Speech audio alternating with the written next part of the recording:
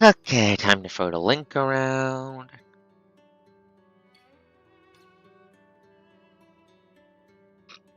Biology, rude. I hate being made of meat. Why couldn't I have been made of something cool like titanium?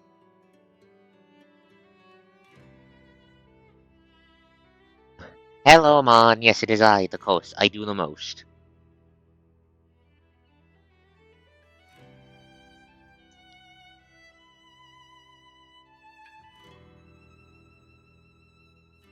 Give me a sec to throw the link around.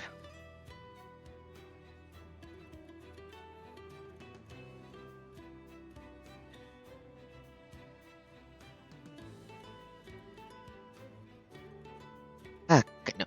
Come on, come on, phone. Work with me. Thank you.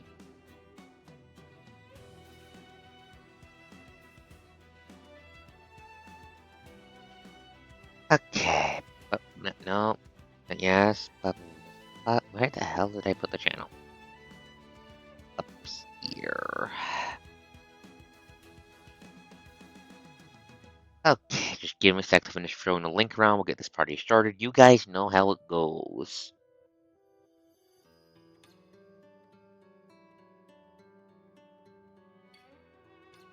Ah, da, da, da.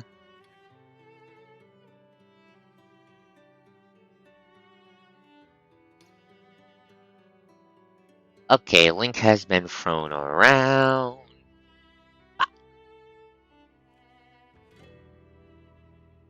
Let's go here.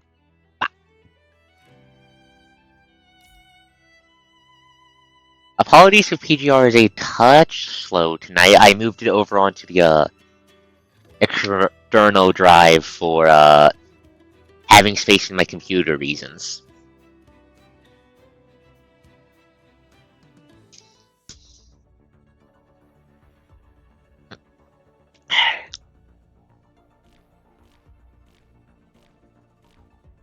Lucia.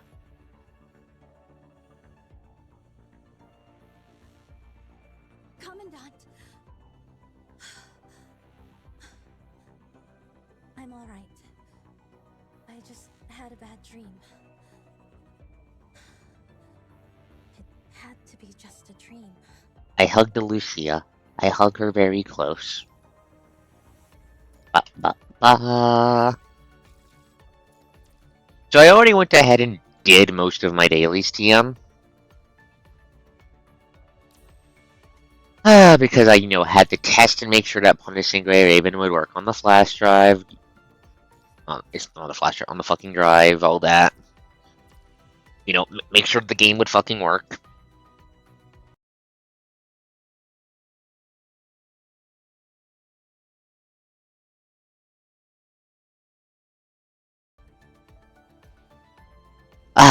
Controller, please. Okay, there we go. Okay, have I finished up Warzone yet? I know I've finished. Okay, I have not finished this up.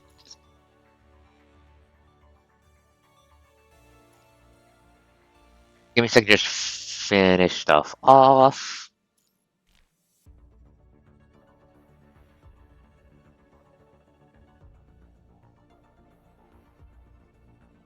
Game. Finish your task. Okay. I'll handle the rest. Might need to move you back. Might need to move you back to PC proper after this. Might not. We'll be experimenting tonight, chat. Let me know if you need me to shrink the coast, by the way, but let's just have a good time.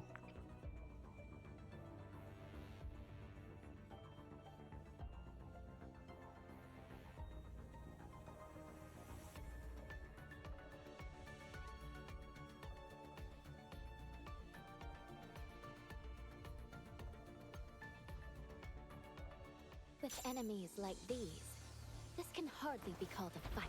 Oh, nah.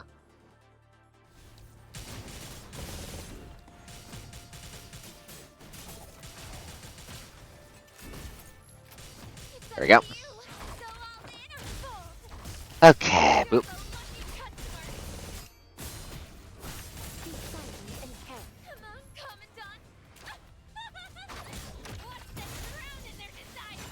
Go gadget thermonuclear. Go gadget thermonuclear Luna. The story ends here.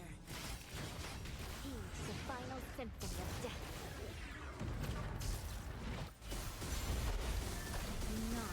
Not. Would you like to see something beyond your scope of knowledge?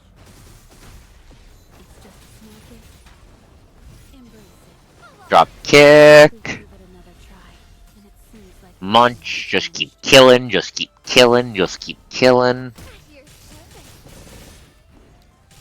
It's up to you. Go all in or fold. They actually released the amplifier for this element, this update, but I don't have her yet, so we can't use her here.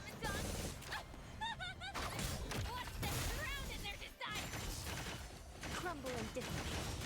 Disperse. Embrace your end in truth. It ends here. Give me a second, what are you referring to? The final symphony of What's going on?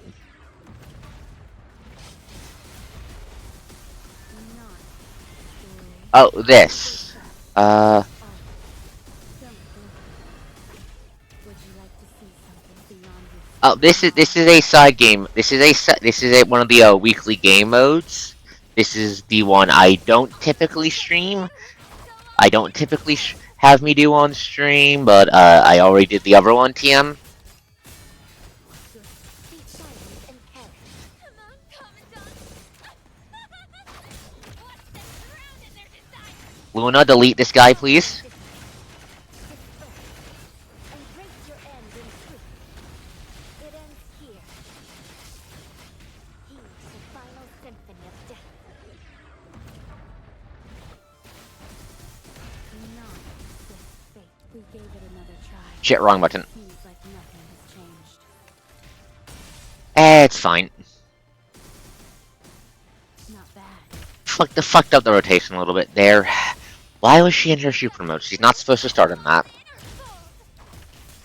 You're the lucky customer. The story ends here. Come on, Commandant. Okay, hit this guy. In their desire. Go gadget thermonuclear Luna. Embrace your end in truth. It ends here. He's the final symphony. Please lose your entire health bar. Would you like to see something beyond your scope of knowledge? It's just a small gift. Embrace it. I'll offer you a chance to die by your own mistakes. There we go. Okay. I'll keep going. And you will too. Right? I will. Yeah, I'm getting my ass eaten out of this fucking this fucking difficulty. My team is not good enough for this shit. We're not going to Babylonia. We are not at that part of the storyline yet, game. Right, show. Where is she? Give me a second. We finally have our third Nihil construct. I don't have her yet, but she's very pretty. I'm working on getting her. I'm working on getting her.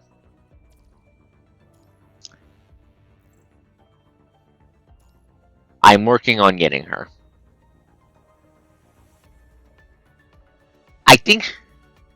how do the wings work? Let me look at those in closer detail. Give me a sec.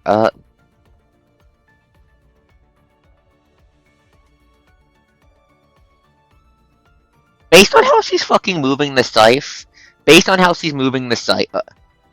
based on how she's moving the scythe... I'm currently assuming, TM... that she's just using the fucking...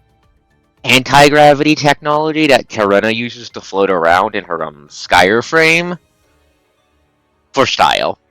That's my current assumption because I haven't seen her gameplay yet. She's just using anti-gravity tech for telekinetic weapons and drip. We'll probably find out when we get to her chapter.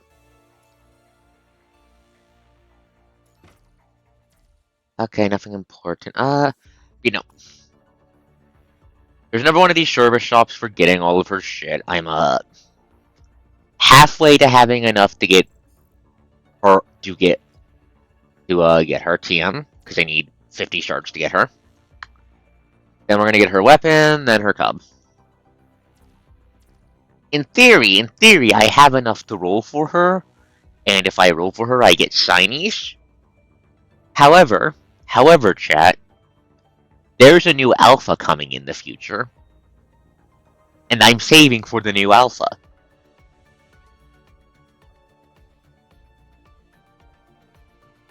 So I'm going to get her for the free fucking way, so I don't have to spend.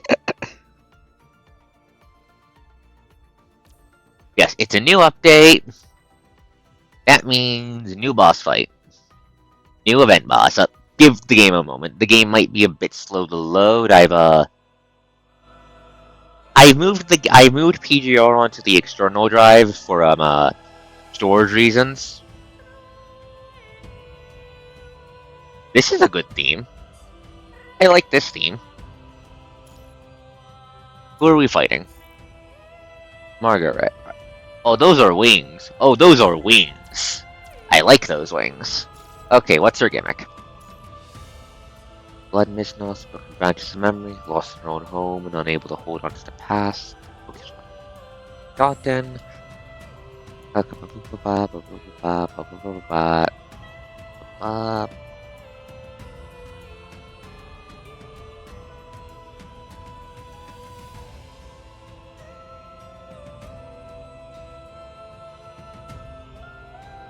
Okay, I don't see any gimmick or die mechanics, so we're just going to whole asset. Go gadget, dark team kill.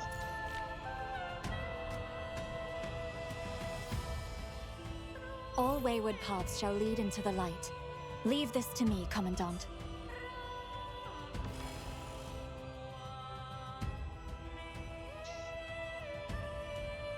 Let's see what we're dealing with.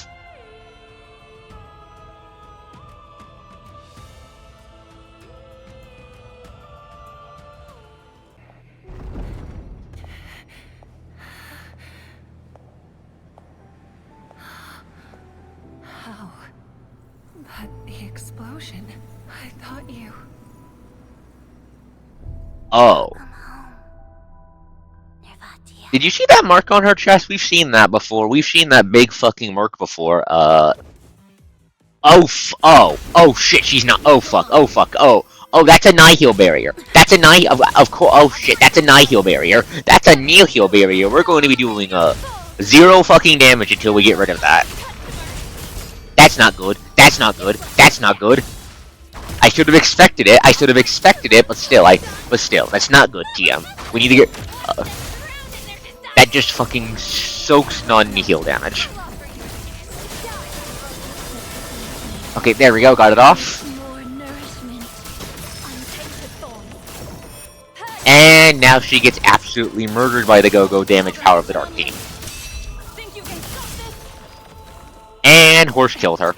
The enemy can fight no more. Commandant, we've won. We have... That barrier We'll see how deep we can go into fighting her without using a nihil team. Because I want to see if I can.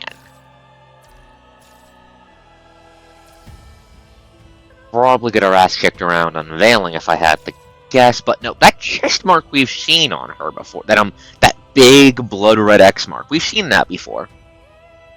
Back on what's her name? The event boss for Luna's chapter.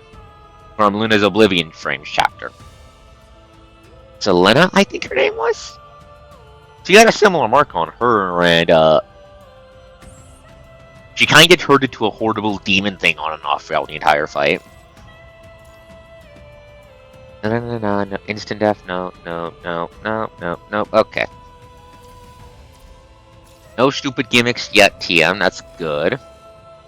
But we're just going to brute force the funny barrier, TM, because I don't see any, bullshit mechanics, TM. Just the barrier of a shit ton of damage reduction.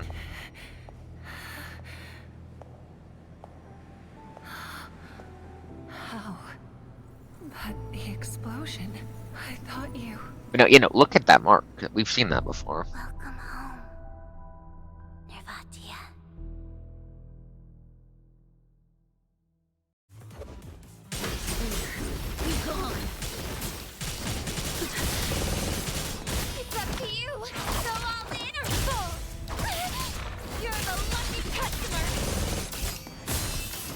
Let's tear through this mist together. Come on. Go Gadget hit the barrier with all our fucking damage.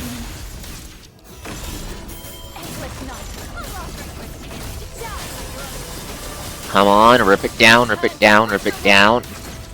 untainted thorn. Turns all sin. Okay. Power of amalgamation unleashed. Don't worry about it. Think you can let's tear through this mist together. Go Gadget missiles. To die by your own mistakes. Form change. Barrier down. Full power. Get ready to be crushed. Horse, stab her in the face. Good horse. I'll break their line. Now she's taking big damage. So on the inner fold. You're the lucky cut. Let's tear through this mist together. Must you fight everything again? Endless night. I'll offer you a chance to die by your own mistakes. Okay, keep on kicking her ass. Where'd my ultimate go? Where'd my ult? Why can't I ult? Why can't I? There we go. It missed? What do you mean it missed? It's not supposed to miss. It's not supposed to miss. It's not supposed to fucking miss. I call bullshit. Think you can stop this?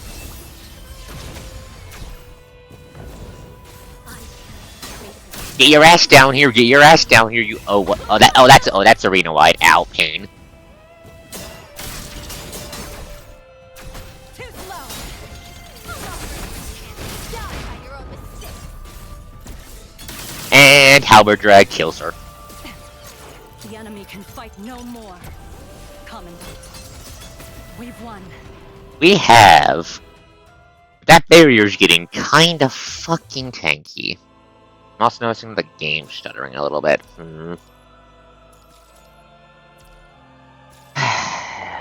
Is that my connection?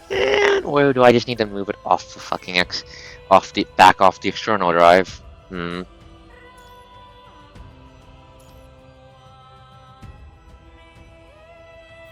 Let's swap to the Nihil team Finish your tasks. I'll and handle the rest. see if this has an easier time of ripping her apart.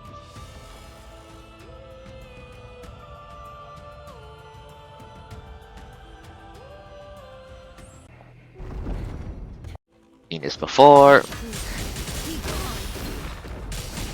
That's a lot of bars. However, this time I brought Nihil characters.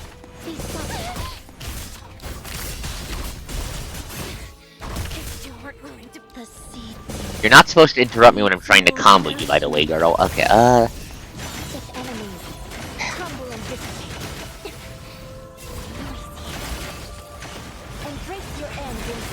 there we go. Absolutely shred that, and pierce through Luna.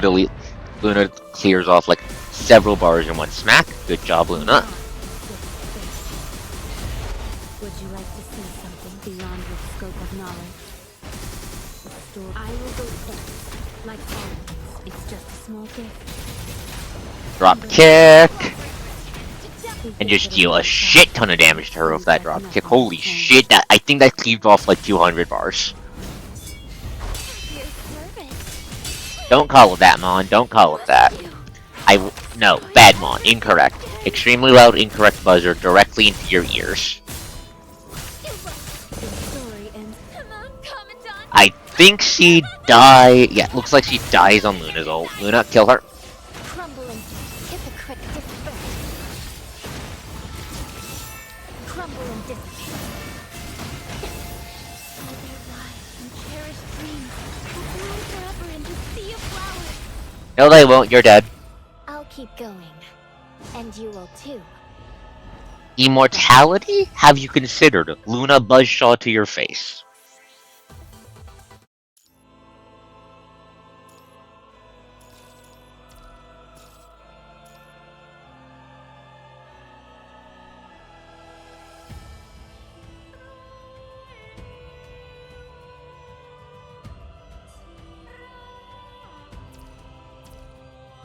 that weird attack she's doing, the one that disables my ult, isn't showing up here, huh? But yeah, how's everyone doing tonight? Good, bad, medium, neutral, how you all doing?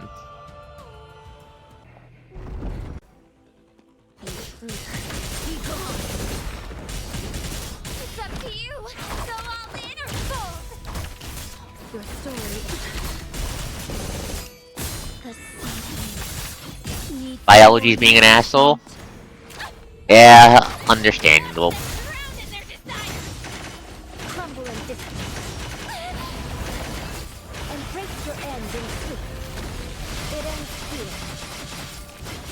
He's the final symphony of death. And Luna should blow. Holy shit, that bar's. Do not resist fate. How big is that fucking barrier? Scope of knowledge. Story is just a small gift. Embrace it. This is. We gave it another try, and it seems like nothing has changed. Okay. Parry that. Multi-hits are very good for parrying in this game, Try everything again. which makes Lilith here very good for parrying if I need to. Come on, Commandant. Now hit you for null. Watch them drown in their desire. This is the. Oh shit, you got the barrier back. Of course you got the barrier back. And, oh shit.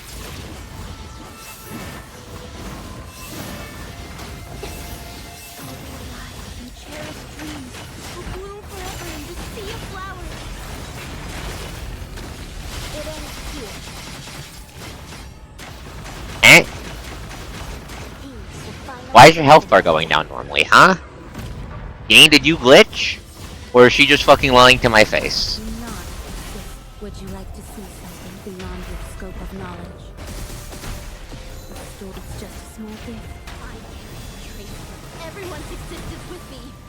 I will not lose. But wait, are you wait, you're dodging my ultimates. You're dodging my ultimates. Stop doing that. Stop doing that. That's rude. That's rude. That's rude. Go all in or fold. You are not supposed to dodge my entire attack rotation limit by just floating 5 centimeters off the ground. Perish. And dead. Let's just see how big the winner's pot is. Honorable Commandant. Stop being weird.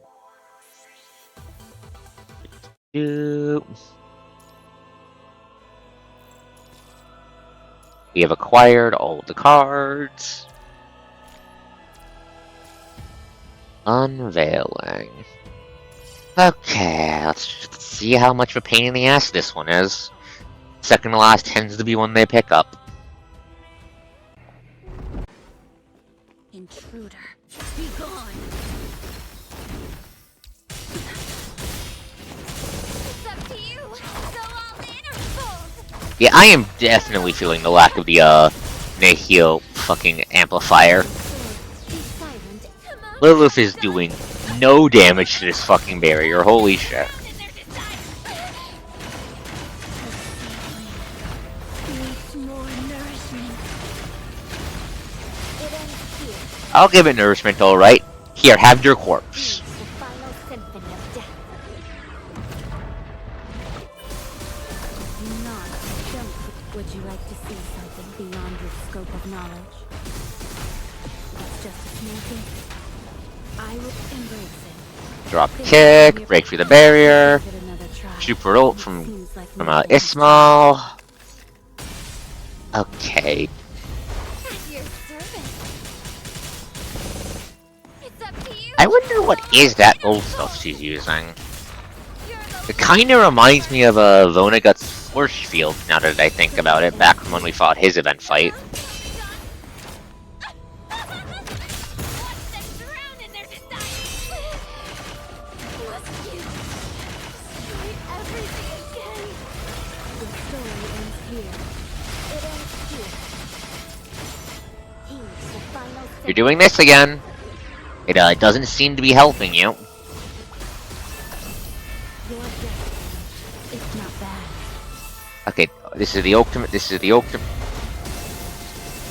lives and cherished dreams will bloom forever in the sea of flowers. Would you like to see something beyond your scope of knowledge? smell good? I embrace it. Drop Your kick. This therapy should gave it kill. another try, and it seems I like think this nothing has kills at changed. least. Nope. Here's Almost dead. the It's up to you. Go all in or fold.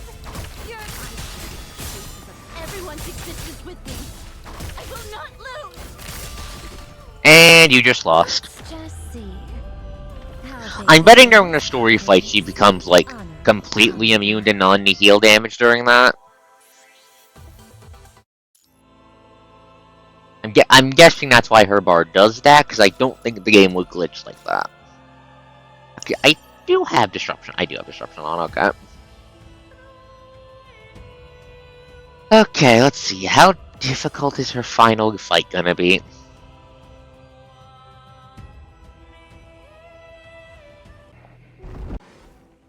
Intruder, be gone. It's up to you. Oh, that's over 1,000 health bars. Such a shame that's not gonna save you. Be silent and tense. The seedling needs more nourishment. Watch them drown in their desire. Bonk. Bonk.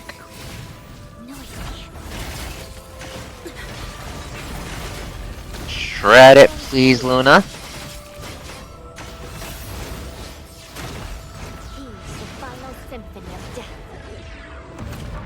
Come on, Ismail punch through. Would you like to see something beyond your scope of knowledge? It's just a small thing. I will go first. Embrace Drop it. kick, that should Just a mere pierce. give it Nope, another this try. pierces, okay. It seems like nothing. There we go, and we're through the barrier. Okay. Your servant. It's up to you. Go all in or fold. You're the lucky cut. Come on, you can't run away. Your story ends here. Come on, Commandant. Watch them drown in their desire. Okay, this is... Crumble and hypocritical. Embrace your end in truth. Come on, go gadget damage numbers. The final symphony of death.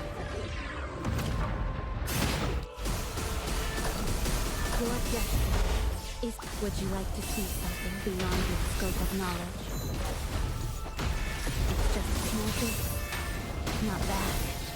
All their lives and cherished dreams. Shit, she dodged. Forever in the sea of flowers. Oh, you're still invincible. Annoying ass iframes. Get down here. It's up to you. Go all in or fold. Hiding your health, hiding how much damage each bar is taken from me will not save you from Lilith throwing cards at you and dealing so much damage. Or from the Go-Go Gadget Thermonuclear Luna. Okay, almost got ya.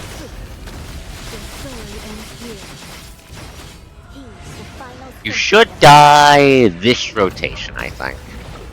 Ismail, get her? Your death, would you like to see something beyond your scope of knowledge? The story is just a small thing. Embrace Drop it. kick. Gave it another try. And Like this should nothing kill. has changed.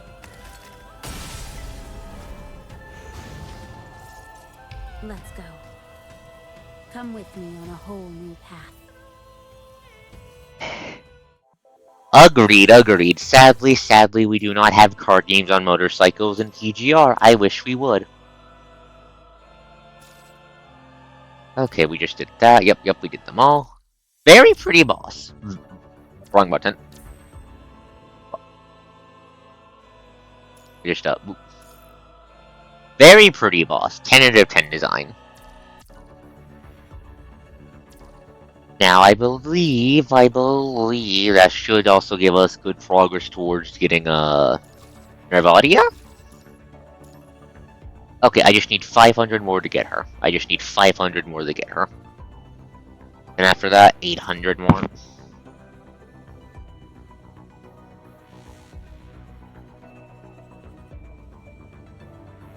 Which I should be able to get by just doing my weeklies, TM.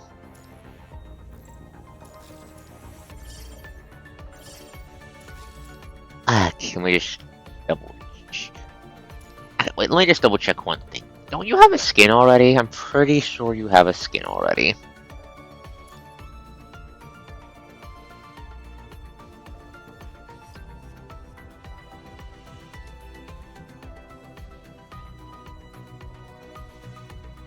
Huh. I see. Let's...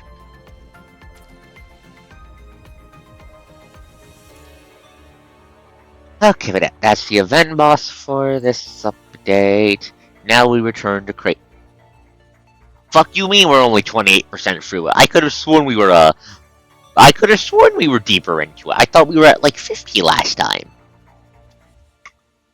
Uh-oh.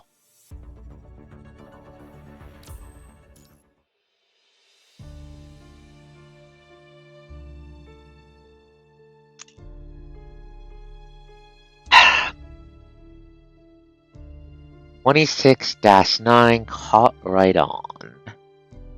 Quick recap. This place is under the fucking ocean, TM. I have been kidnapped by Lithos, who appears to be working with goddamn Kuro now. Lithos wants to feed me to an eldritch horror, so it turns me into a hetero creature, and in order to facilitate this, the motherfucker has poisoned me. Which is, unpleasant to say the least. Now on the way to escape, we've, teamed up with, what the hell was his name? What the hell was his name again? Dude from Scarab, TM, I can't remember his exact name. Then Lamia disguised as, Lilian from, Simon Squad, from Dark Ares. It's a clusterfuck of a cooperation where I'm pretty sure, based on how the Coastman is hiding the fact that she can't be turned into a construct, and what Lithos wants to do to her. How Lamia is hiding the fact that she's Lamia, I'm pretty sure Scarab Boy is hiding something too, and I don't know what. But yeah, so you know how, but yeah, just, alright, one more thing. It appears the Ascendants have, cracked whatever form of punishing-based uploading they're trying to do, or at least have gotten very close to cracking it.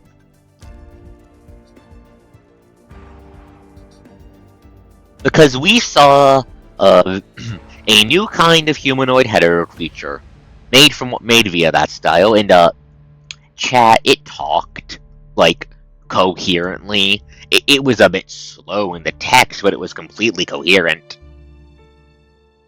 That's what we in the business of humanity's long-term survival call a bad sign. Because I'm just going to remind everyone that the only reason we beat the twins was because the twins are fucking stupid. I don't want to imagine what the hell happens if God forbid Vonnegut would shove an Ascendant into a frame made via that tech, or worse, uploaded himself into it.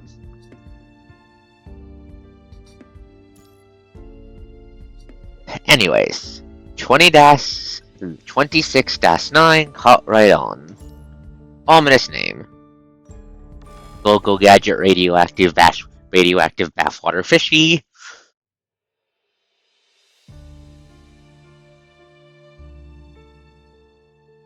Once the call is cut off, Lamia temporarily reverts to her original appearance. She stares down at her legs, indistinguishable from a human's lost in thought. The orphanage.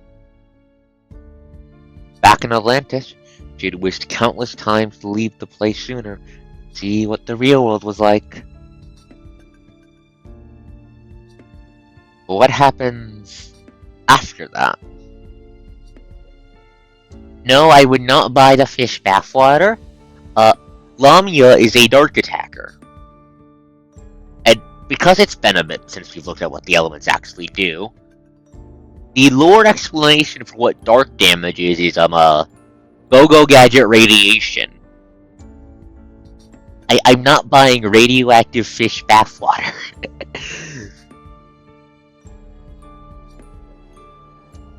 But what happens after that? Wanna bet on your luck? Wanna bet that you'd be sent to a legal orphanage instead of getting dragged into some inhumane experiments? No child who falls in that kind of hell has it easy. Premature death might actually be a mercy. Those unfortunate enough to survive spend decades trying to escape the trauma.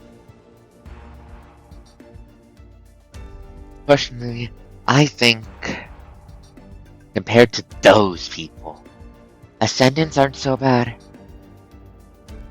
A bitter smile, she handed over her identity to Lamia. And so Lamia wanders absent-mindedly along the corridor, preoccupied by past memories. Gabriel's disappearance didn't faze her. Disappearance. Alpha killed him. My desktop background is the CG where she's aura farming over his lifeless body. He is dead. Good riddance. Roland and Alpha were constantly busy doing what they could for Luna. She had grown accustomed to that too.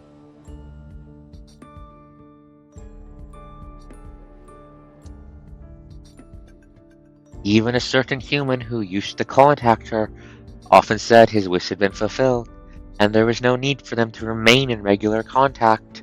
And that was Murray, if I remember correctly, Lee's brother. And even Lillian found a better, more reliable place to be.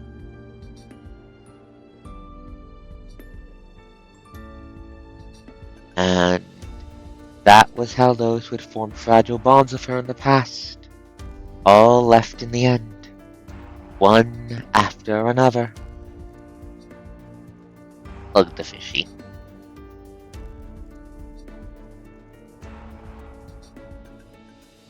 She sighs and squats down in a corner. She's not utterly clueless regarding where to investigate. She'd just rather avoid it if at all possible.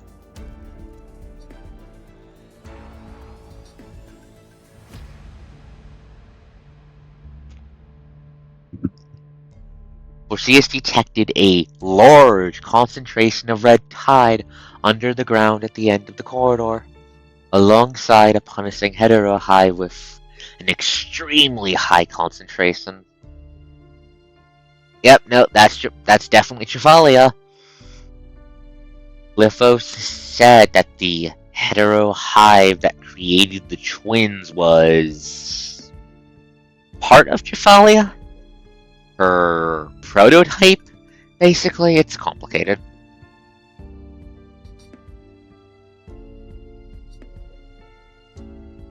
How the hell will she clear the red tide, expose the target, and then lure those two unsuspecting individuals over here? This is exhausting. If it weren't for how dire the situation is, she'd have snuck off to an unnoticed corner and spent her time gazing at the sky of the sea, indulging in trivial thoughts for at least a blissful moment.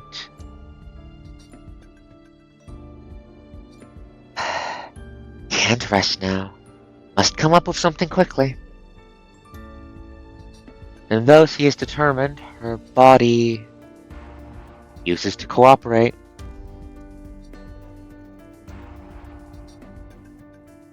What's that supposed to mean?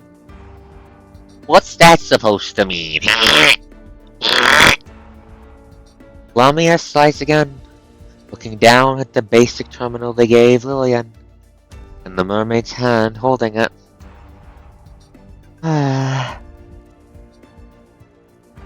There are many dangers here, just like Arkos said. Cooperation is essential to defeating Lithos and possibly escaping.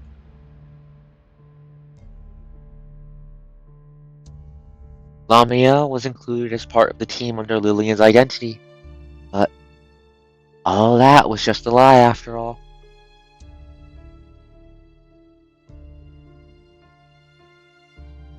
How much longer can she keep this lie going?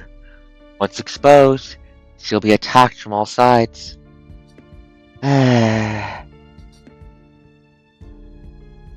He's no stranger to this feeling of belonging nowhere. Like the mermaid princess and the daughter of the sea who gave up her fishtail in order to walk among humans. The palace, no matter how magnificent, was never meant for her. A mermaid princess. It sounds a bit too lavish a title for her. Lamia feels way more like a lone monkey undercover in a crowd of humans. With this thought, she finds it even harder to continue her investigation. Might as well pretend to have lost the terminal, she tells herself. That way, she can rest here for a while longer, accompanied by her melancholic thoughts and mental exhaustion. As long as no one finds out, she isn't slacking off, and therefore all investigations are smoothly carried on. As long as no one sees. Is this the part where the coastman dramatically comes around the corner because my luck is ridiculous? A faint breeze drifts through the silent corridor. How can there be wind in this kind of place? She stares towards the direction the wind is coming from, and at that end of the corridor, a nightmarish figure appears. Uh-oh. Hi, Loki! Hi, Loki! Hello! Hello!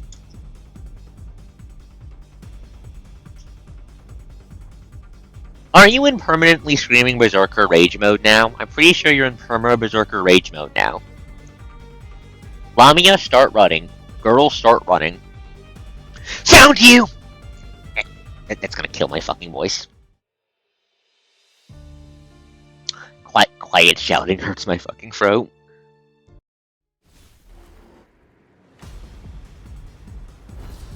Such obsession with this place. Even the residence constructed by Lithos is disrupted. Oh hey, this is the moonlit clearing outside of Luna's hometown. Luna and Lucia's home. It hurts. Get out of my sight! Yeah, like boom! Get out of here! Oh, the hell you doing? Oh, It hurts. other face. Okay. Angry Panther time. I think collapsing? It's kind of hard to see what she's doing when the battlefield is full of water. The bottom of this. That was rude game. That was rude game. Okay, go, go, go, go, go, go. Ow. Why do you have Beyblades out? Let's talk about this. Why are you a Beyblade? Why are you a Beyblade? Why are you a Beyblade? Yeah, like boom! Get out of here! Come on, goddamn Beyblade cat. Die, die, die, die, die, die, die, die.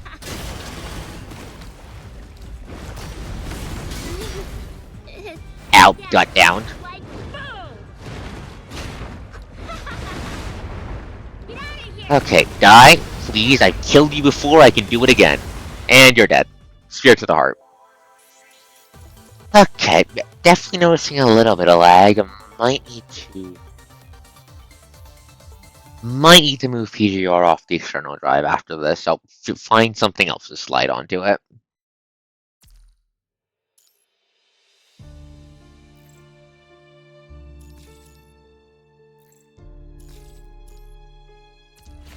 $36. Right, there's so many fucking combat missions here. Okay.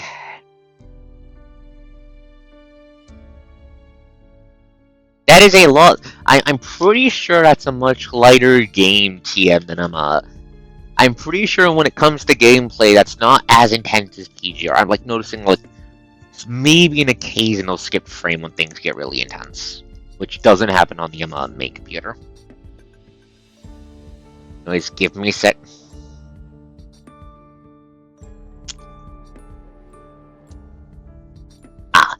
Yeah, I'll mess around with my stuff. I'll mess around with my stuff after the stream. Anyways, cough drop. Either remember to hydrate to my foot. Hydrate a little too.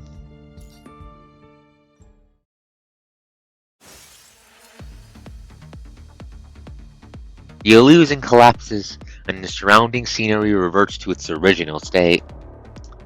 I did it! Lamia stares down at her hands in disbelief. This is the first time she's defeated an Ascendant all by herself, and it's Loki no less who's an adept attacker.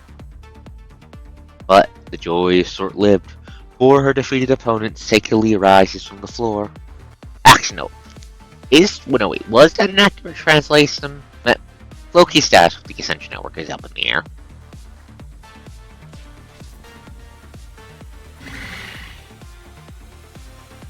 That was an unpleasant scream. I do not like that sound. As if spurred on by her own cries of agony, Loki expands her battered wings, struggling to ascend into the air within the narrow tunnel. I'll kill you! I'll kill all of you! No one can ever hurt me again! You were the one who attacked me first! Loki can't hear Lamia's protest amid the chaos. Driven by a rage and despair, she charges at Lamia with all her might. Yeah, Vona got fucked up, TM, with all the goddamn brain surgery done to this poor gal. Let me go, oh, yep, red flags. That is a very reasonable response. However, Loki is kind of past the point of reason. Because, Vona got kept doing brain surgery. Let me go, let me go, let me go! Is she hoping to escape from this cramped cage, or has she grown tired of this body she's imprisoned in? The crazed Ascendant's actions seem to dictate by her own overwhelming pain. Even though she clearly sees Lamia dodge, she still chooses to charge in the same direction nevertheless. Oh, that's a big impact.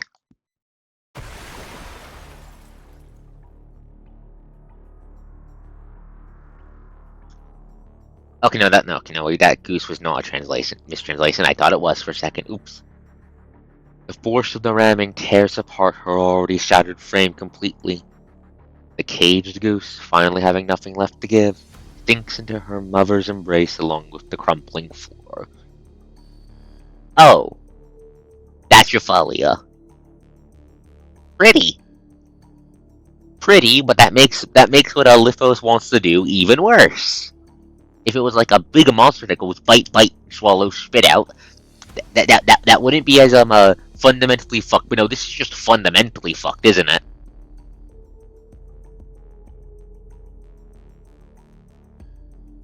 What is that?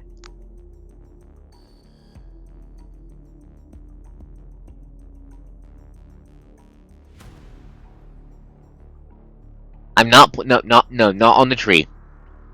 This is Loki. I think this right here is Jephalia.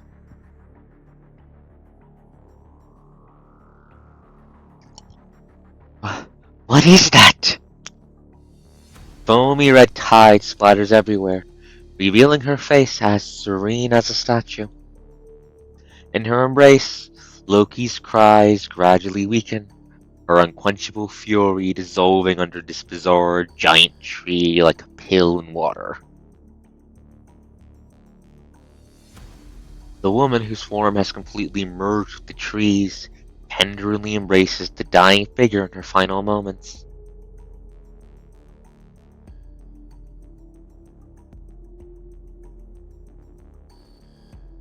Lamia remains frozen in place for a full minute before mustering the courage to cautiously approach the strange tree. Lamia, go the other way! Do not touch that! Do not touch that!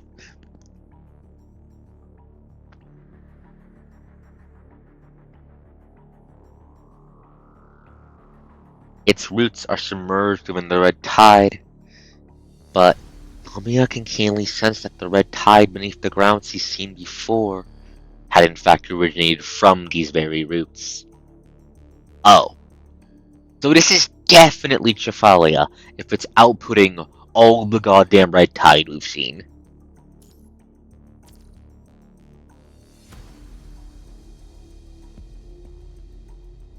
There, buried underground in the room, The red tide flows through them as if they were blood vessels. Looking up, she sees objects resembling blood bags hanging from the treetop, also absorbing the red tide transported by the roots. You can even see some wriggling creatures inside of them. God, that's fucked. I'm loving this, but that's fucked. There. Just like the artificial wombs I read about in the materials. Could it be that those weird hetero creatures were born from here? She steps into the red tide, hoping to pluck a bag for closer observation, but a strange twitching from underneath her feet nearly drags her under the ground. Eek! She shoots up in horror and flees the area, narrowly escaping being entangled in the roots. Lamia senses buried secrets below, and realizes the need for a deeper investigation. However, the sticky feeling clinging to her legs makes her utterly unwilling to approach the spot again. She looks around, hoping to find something else she can investigate. Yeah, I think that's Jaffalia. She's somehow more fucked than I was expecting.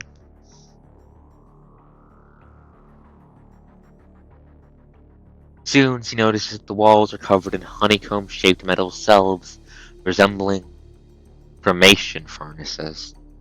Oh, that's where the failures go. Classic mad science.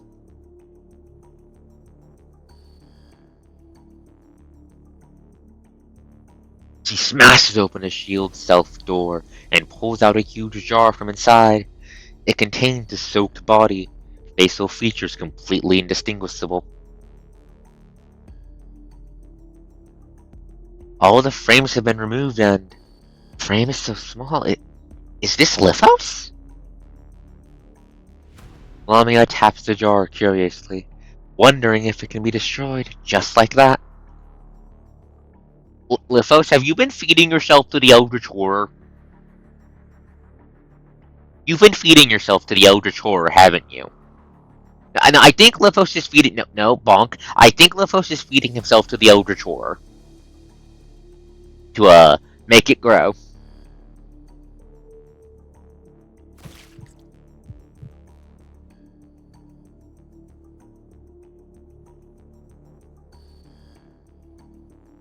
I understand, you know I'm reasonable about this sort of thing. But right at that moment, the red tide beneath the tree begins to pulsate, strangely, once more. Eh. Oh, it's... You know she can't just keep dragging it out. Lamia sheaths her weapon and reverts to Lillian's form. She pulls out Lillian's makeshift terminal, ready to call for Lillian's reinforcements. Ugh! Perhaps the impact from previous battles was too great, or the quality of the makeshift terminal was poor to begin with. No matter how Lamia fiddles with it, she just gets no response. Is it broken?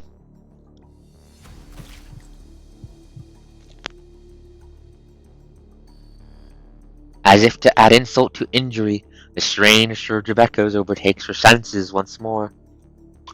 No, I think Jaffalia is turning off your comms, Lamia. Get the hell out of there. Just stay calm. There's nothing to be afraid of. She tiptoes closer to the giant tree adorned with embryos, peering into the red tide underneath the woman. Are those eggs? As if drawn by an irresistible force, Lamia reaches out her trembling hands and lifts out from the blood-red abyss an egg that's pulsating like a heart. I'm loving how to describe this. 10 out of 10 body horror, but this is fucked.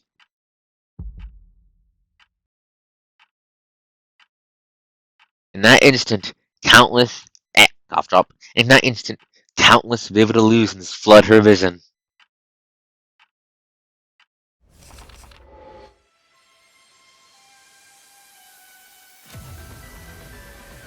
It's over, Raven Commandant. What are these? Memories? is in the future. Did I kill that human? Lamia's head throbs in pain, consciousness nearly torn to pieces by the maelstrom of information. That's from inside the tower! We know for a fact the only person who's been inside there is Lee. And the observers.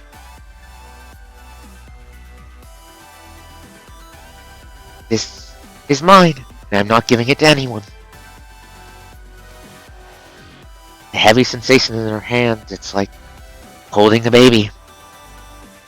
She's losing control over her body, her consciousness flowing out of her skull like water.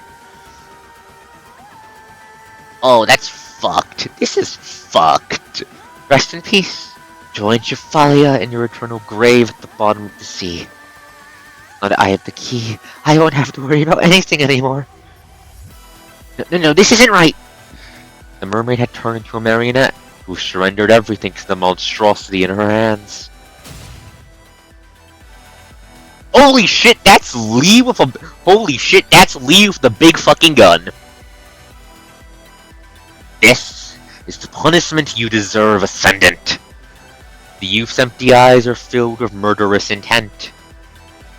You should already know that, even if you've obtained the key, you still won't be able to reach the tower summit. Yet you still... The final gunshot brings inevitable death. She's dragged in the boundless darkness by the ice-cold waves. Only to open her eyes under the ghastly fluorescent lights of a medical room.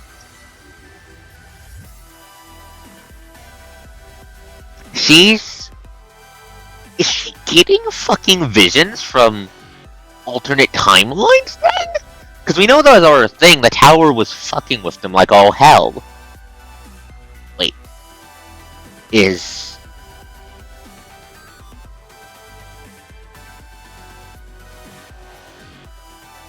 Cathalia made from heteromatter sourced from the tower?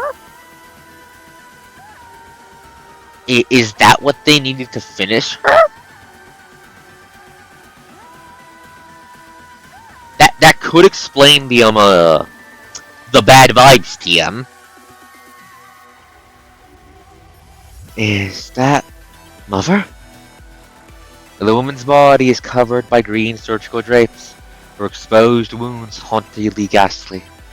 Director, this is Livia's child. It's a girl. No, this isn't the time to look at me. There's another person over there. Save her! Please, save her! Yet, memories are incapable of giving a response. Mother. She steps behind the curtain and extends her hand towards the lifeless body. Cinderelic? I finally returned to your side. Please take me back. Let me return to your body. Don't leave me. Please love me, please. Love me.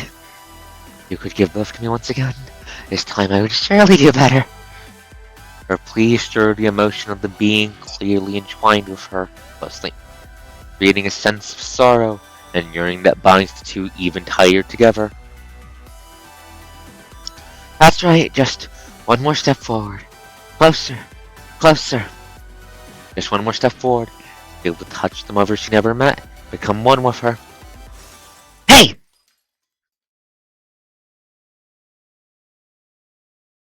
A pair of hands grips her tightly from behind. Ah! She awakens from the illusion and finds herself back in the cold, silent reality. Due to the shock, the egg in her hands has fallen back into the pool of red tide. Oh.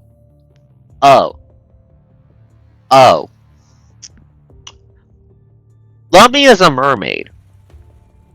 I think Trafalia is a siren.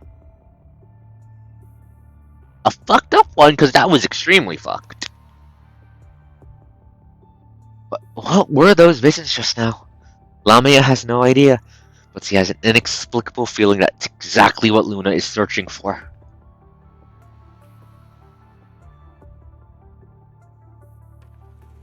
Yes, that would track, and based on what exactly it was showing her, and what the narration just said right here, I definitely think Jafalia at least has material from the tower inside of her. With all the shit that was capable of, it would make sense as being the missing piece Fonaga and Co needed in order to get this thing up and going.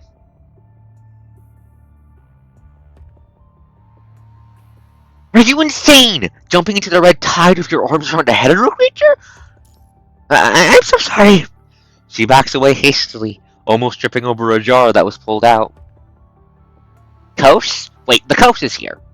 Oh, the coast is here. Coastman didn't get the fuck out of that room. Coastman didn't get the fuck out of that room. Coastman didn't get the hell out of that room. This is where Lithos wants you to be. Get the hell out. What just fell over?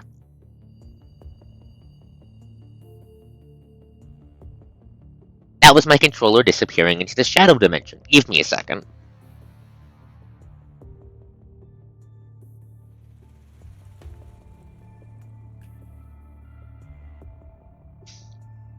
But I think this is where Lithos wants the coast to be. Ergo, the coast should fucking leave. We should not be in this room. Lithos wants that to eat me and spit me out. I don't want that, chat. I don't want that. We should get the hell out of this room. She backs away hastily, almost tripping over a jar that was pulled out. Sorry, I got carried away. I shouldn't have used that Hearthstone. Oh, Short Halt. That's what his name is. Half an hour's passed and no word from you. We came looking for you only to find you here zoning out with a hetero creature in your embrace. Commandant was practically scared stiff. I was attacked. Loki was here. Loki? Are you okay? Did she hurt you? Huh? In fact, it's the first time anyone's apologized to Lamia after scolding her. Also the first time someone's ever asked her if she was hurt. If Luna doesn't want you, I'll take you home. If Luna doesn't want you, I'll take you home.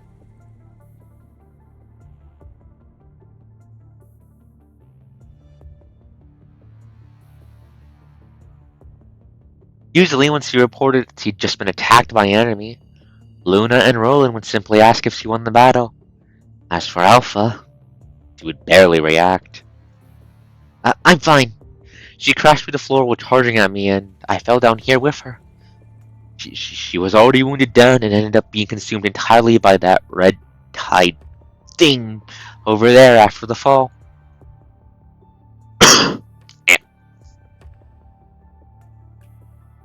Fruit. I wanted to check if she was truly gone, and I began hallucinating immediately when I took a few steps in that direction.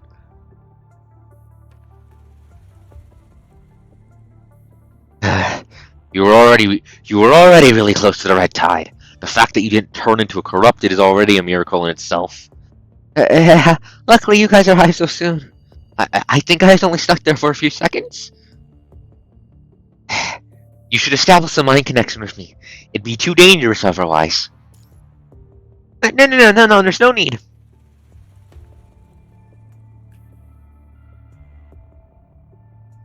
Sensing the doubtful look from the human beside her, Lilian quickly lowers her head. How did you two get here so quickly? We encountered some bizarre little creatures on the way. Oh, yeah, those ones right there. He points at the phantoms resembling sea creatures, floating lightly in the air near the entrance. The other kind of new hetero creature. The sea phantoms.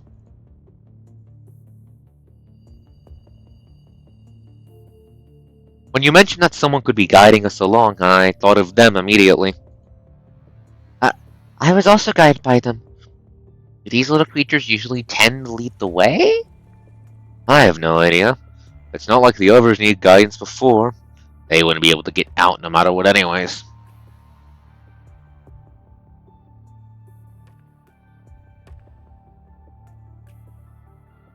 I'd love to catch one for research, but They always moved out of the way as soon as I reached out. They even led me straight to our enemies. I thought they were Lithos' darts or something. They could be. They could be. Pointing at the horrible eldritch monster over there, Lithos wants that to eat me. Oh, they moved out of the way? Huh? Didn't they do the same for you? You raise your hand and those jellyfish-like phantoms come swarming over, circling you gently before tenderly touching the wounds on your hand. Why do they like me? Why do they like me? Why do they like me? Why do they like me? Shorthalt, do they like you too? Do they like you too? We know not everything fed to the we know not everything fed to Jephalia was based on Lithos. Lithos has fed a lot of people to her, remember? Lithos has fed a lot of people to the horrible sea monster 5 feet behind me. Lithos has fed a lot of people to the horrible sea monster 5 feet behind me, remember? That was mentioned earlier in the chapter. There were entire cults that went into that thing's stomach.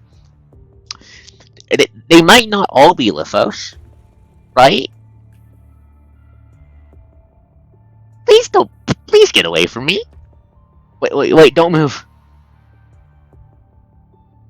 He tiptoes over, but just as he's about to pounce upon one, they immediately vanish without a trace. Aw. Let's not worry about those harmless things for now. They seem to like the convent only. It'd be pointless to capture them. I don't like the fact that they like me. I don't like the fact that they like me. They might be cute. I will admit, they're cute.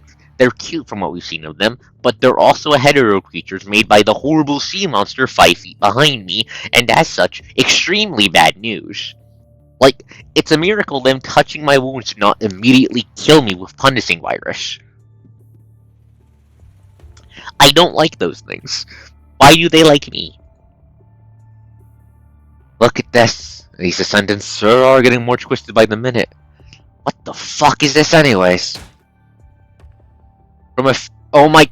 Is he shooting at it? Oh my god, he's shooting at it. Oh my god, he's shooting at it. From a safe distance, he fires a few shots at the wound to become one with the giant tree.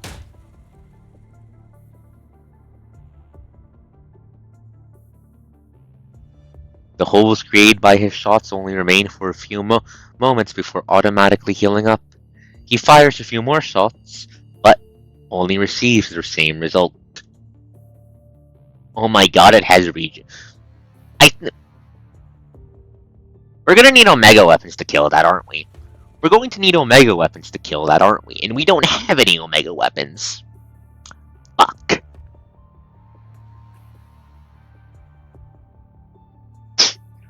Just like what happened with the twins before. It heals way too fast. Apologies, biology. Let me move the coast out of the way, actually, because I'm covering up the characters when they pop up. But yeah, we need Omega weapons to kill that, chat, and we do not have any. They are all in space, or on my squad, who is, not here, TM. I miss my ravens. Please, Lucia, live. Please dramatically burst through the ceiling and save the day. I'm scared. Could this be the Jephalia that Lithos mentioned? Most likely. We can't just leave this thing be. The situation outside, we absolutely won't be able to withstand a second disaster brought by something like the twins. I agree, but we don't have any Omega weapons. How do we kill it? Oh, I see. Do you still have those electromagnetic pulse bombs on you? Of course. Those are the most treasures I've got during my month of wandering here. I've blown up this place countless times in my dreams. But we still haven't found Lithos' mine backups. Should be on those honeycomb cabinets around here. Oh, wait. Oh, those are the backup Lithoses. I thought those were the dead Lithoses. I thought those were the dead Lithoses waiting being fed to the Eldritch Horror. No, those are the backup Lithoses. Okay, blow them up, blow them up, blow them up, blow them up, blow them up, blow them up, blow them up, blow them to smithereens. Let's kill this fucking twink. Hearing her words, you and Shorthalt immediately gather around the cabinets. This construct has nothing but a torso left. This should be it. Nothing but a torso, huh? He pauses for a moment and suddenly barks out a dry, dry laugh. What? Nothing. Just suddenly remembered that was how I looked too when I first woke up. Huh? It's fine. I've already reassembled myself. Let's continue dealing with the following issues. I owe you a thank you too. Wait. You're not Shorthalt, are you? You're not Shorthalt, are you? You're not Shorthalt, are you? You're not Shorthalt, are you? I don't... Chat, I don't think that's actually Shorthalt. Chat, I don't think that's actually Shorthalt. Chat, I don't think that's actually Shorthalt! Chat, I think I'm in danger. Chat, I think I'm in danger. Chat, I think... Of course I'm in danger. I think I am in grave danger. I think that's... Please don't be Lithos in disguise. Please don't be Lithos in disguise. Not only did we find the main target, but we also discovered Chevalia. This is a huge win for us. Okay, he's not Lithos in disguise. He really helped a lot. Really? Of course. Lamia is hit with a brief moment of joy. Just like... no, do not skip the story. Just like back when he was given a coffee cup toy back in the day. Now that we found the target, let's get started. First, we dig out the stuff in the cabinets. These little ones have limited power. Shorthalt pries open several cabinets in a row to check their contents, while the two behind him stand waiting. Are you guys just standing there reminiscing over your glory days or something? Come on, lend a hand. Well, I wasn't. Lamia, who had just begun to relax due to the praise she just received and the fact she hasn't been busted yet, tenses up once more. Sorry, I'm coming. You already helped a lot on the way here. You aren't fully recovered yet, so you take it easy. Lillian, come help. Feel like a bodyguard and a Nancy at the same time. It was just like this when I was back in Scarab, and things have not changed one bit. Lillian approaches timidly amidst Shorthalt's complaints.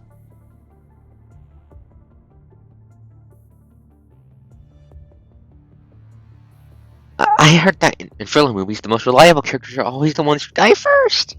You're cursing me now? No? Just expect Shorthalt to laugh it off. Yet he simply pauses working and heaves a long sigh. Who knows? That might be exactly what happens. Please don't die. I like you. I like you. As long as you're not Lithos in disguise, I like you. Please don't be Lithos in disguise. Please don't be Lithos pulling a Long Kong.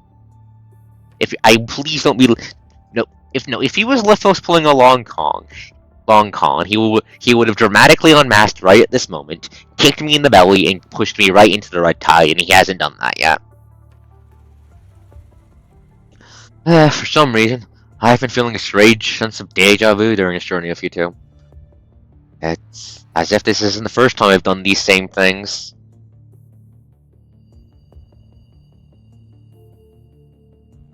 Didn't Lamia woke up with memory issues. Lamia woke up with memory issues.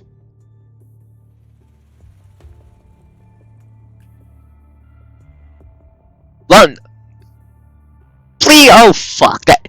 If Chevalia is made of tower matter, this might be a time loop. That's a good point. Shit, that might. Oh shit, that's not good. Please don't be a time loop. Please don't be a time loop. Please be Lithos playing fuck games with memory wipes and not time loop. We can kill Lithos. We can't kill the fabric of time.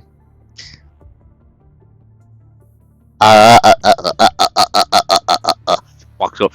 Head pat the fishy. Head pat the fishy. Head pat the fishy. Head pat the fishy.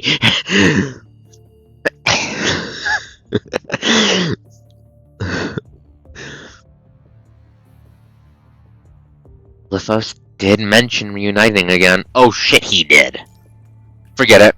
I just find the paths here eerily familiar, that's all. But everything feels alien again now that we've reached this point. Is that a point for or against time loop? It's either time loop, it's either the eldritch horror behind me is trapped me in a place in a time loop until it eats me, or memory fuckery. I'm not sure which is worse. He subconsciously touches the pocket holding his candies, now entirely empty. I remember that Valeria gave me a whole pack, but there were over 100 candies in there, and I only recall eating 2 and giving you 1.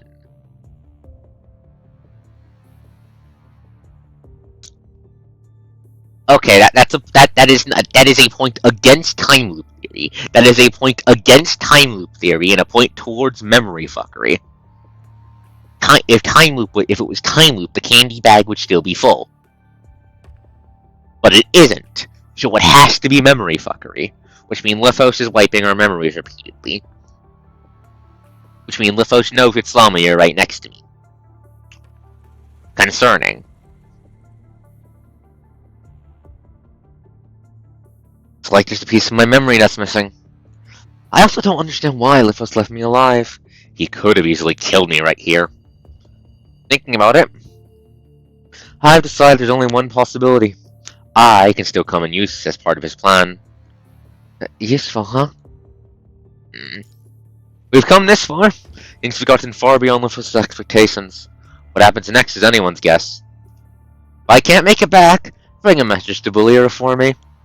Hello, to delete all my embarrassing videos. No, actually, just say hello to her and Wansi for me.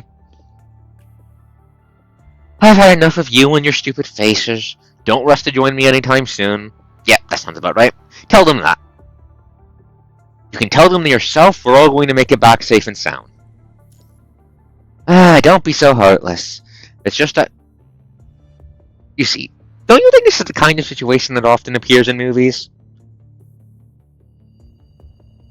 Soon we will encounter an even greater crisis. Only through a soldier's sacrifice can the knight protect the princess and make their safe escape.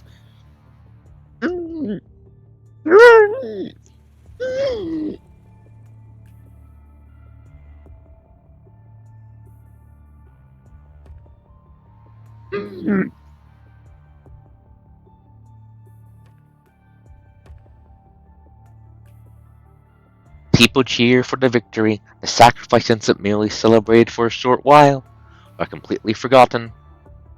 That's not a normal way to put it! I'm thinking this might be Lithos in disguise. Please don't be Lithos in disguise. Please don't be Lithos in disguise.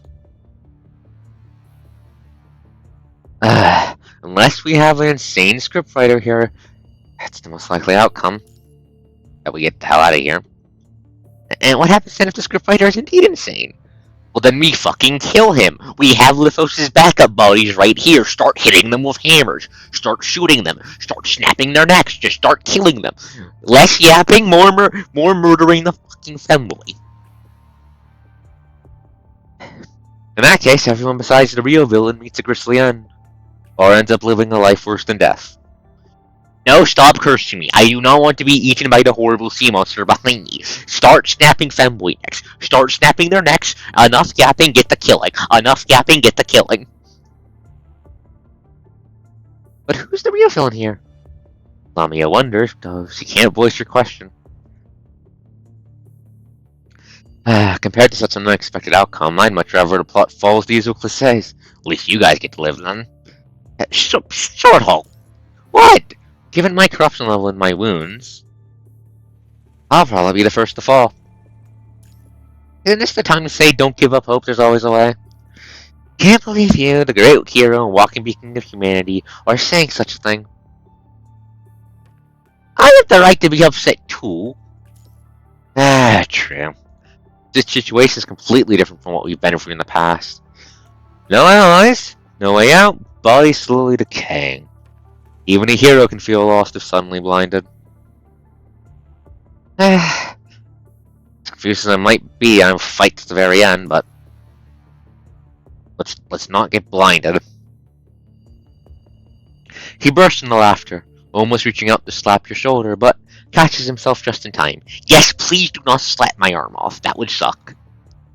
Okay. I'll also fight next to you to the very end. Watching the two encourage each other, Lillian takes a dejected step back. Lillian? Huh? If I'm in no position to say this as the injured one.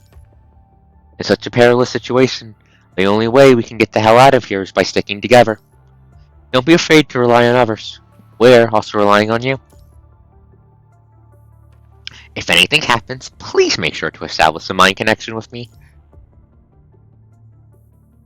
Lamia would have been super touched and grateful if the human hadn't addressed her as Lillian in the beginning. Yeah, I understand. Even if we weren't here, the world outside is filled with the corrupt and hetero creatures.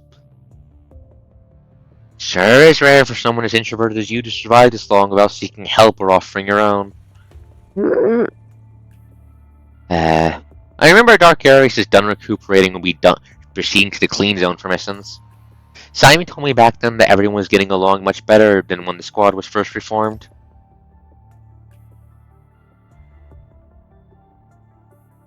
Now, this is a topic Lamia knows absolutely nothing about.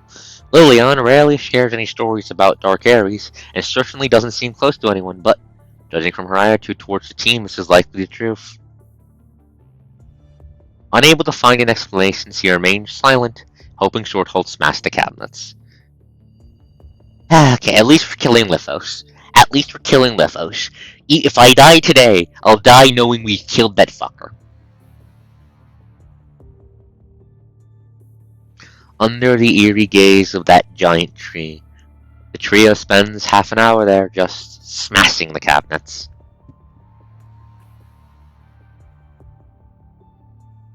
Die, bot. You do not belong in this world. After pulling out all the jars, they finally notice the bodies in the jars in the back. Some of them are significantly larger than the previous ones, resembling an adult's torso more than anything. Why do they vary in size? Probably vessels for different body types. Let me see. The jars holding the large torches all have an N at the beginning of their serial numbers. There are only a few of them in total, and they all boast more recent sealing dates. Oh, the backup Noans. The Noan clones. The Cloans. The fucked up and evil Cloans. Because Lithos has, Lithos does not have problems. Lithos does not have issues. Lithos does not have subscriptions. Lithos is a fucking magazine.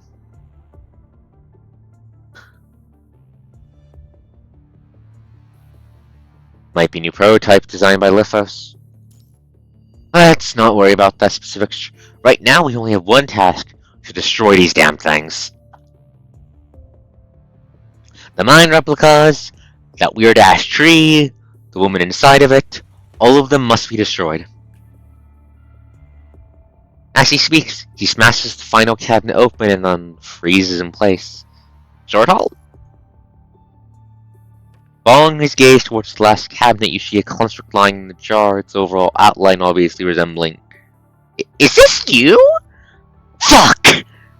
I should have expected Lithos to do this to me.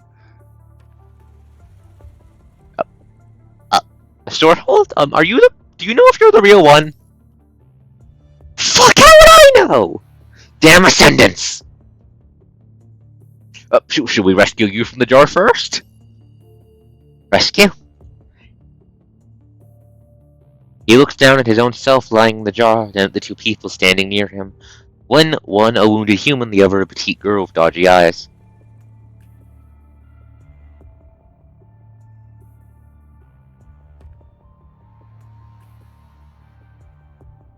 This isn't a summoned ally from one of those video games. Its creator must have protected it with layers of encryption. We won't be able to unlock that, and if we can't awaken this thing, it'll just end up an extra burden. I might figure something out if we take it back to Babylonia, but... He clenches his fist in a deep-seated rage. What good does having another me do anyways?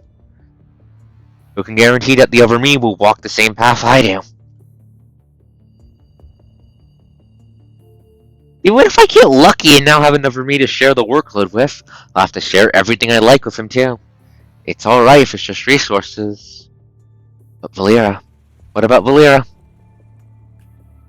The Coastman then thinks back to Alpha and Lucia, and their shared taste for frog plushies. And Luna. Yeah, you have a point.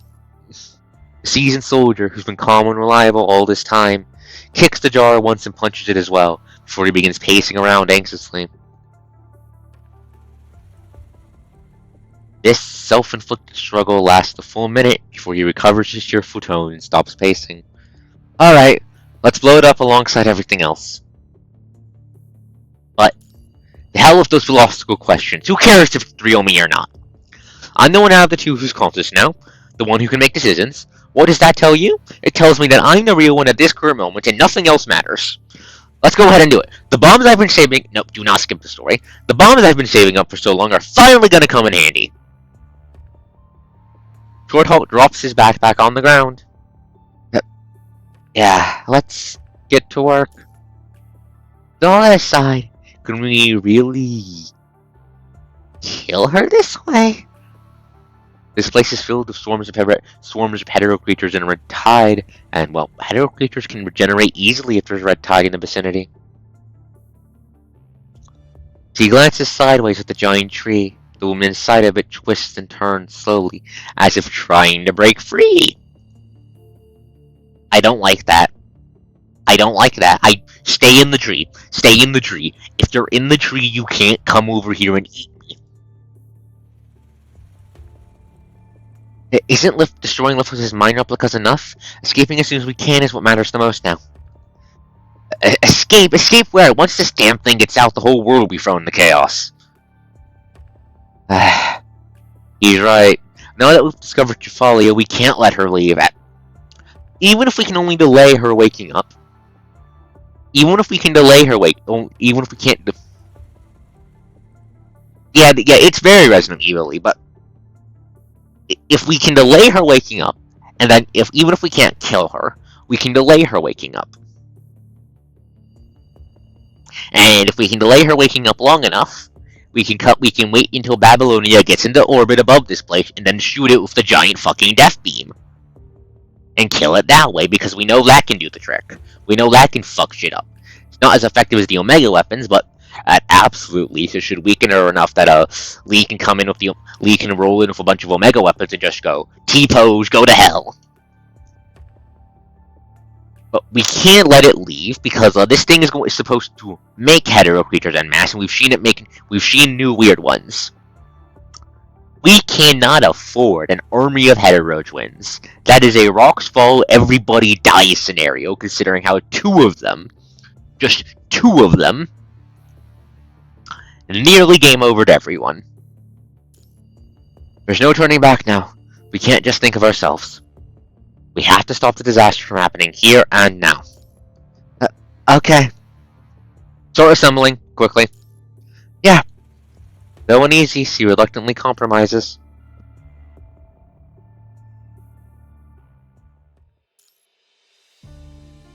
Oh, it's it got out of chat, it got out of the tree. Chat, it got out of the tree. Chat, it got out of the tree. Look at that. Look, it got out of the tree. It got out of the tree. Bad news, it got the fuck out of the tree. Fuck. I don't want to be eaten by the demon from the depths of hell. I don't... How? Okay, we're making good progress. Unleashed torrents. Just the fishy. Give me a second, where's my water bottle? I need to hydrate.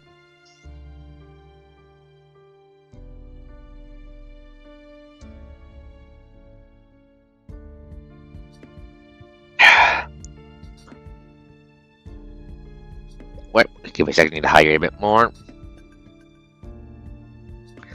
Where did I just put the water bottle? God damn it, goes.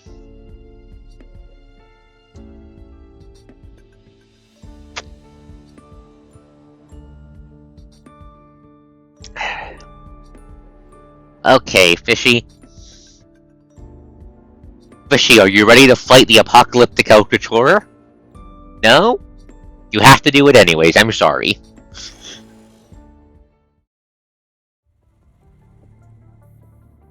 About an hour and a half later, or 90 or so minutes, everything is placed. The trio retreat to a safe zone and activate the detonator. Go to hell, go to hell, go to hell, go to hell, go to hell. With a loud bang, the great tree and all the replicated memories stored beside Strophalia turn to ashes in the blaze. What about the monster? Is the monster dead?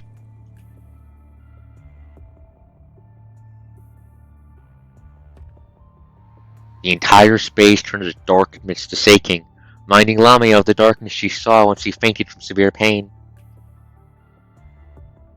Ever since she touched that giant egg, she's had a vague feeling that this entire space itself is alive? Wait. What? Is that why Lithos is so confident letting us just run around TM? Is that just like Japhalia's heart and something, and this entire place is Japhalia? Meaning, as long as I am in here when the time comes, I'm fucked. Is that why he just hasn't done? Why he's just sitting back and relaxing and letting me suffer? Because as long as I don't get out, I'm going to get gribbled. Cosmonant, look at your hands. Are your hands mutating? Please tell me your hands aren't mutating. Did the power go out? Hard to believe there's even electricity in this forsaken place. He activates the portable light on his terminal, casting light into the dark tunnel, where countless maws and fangs are glowing in a ghastly white!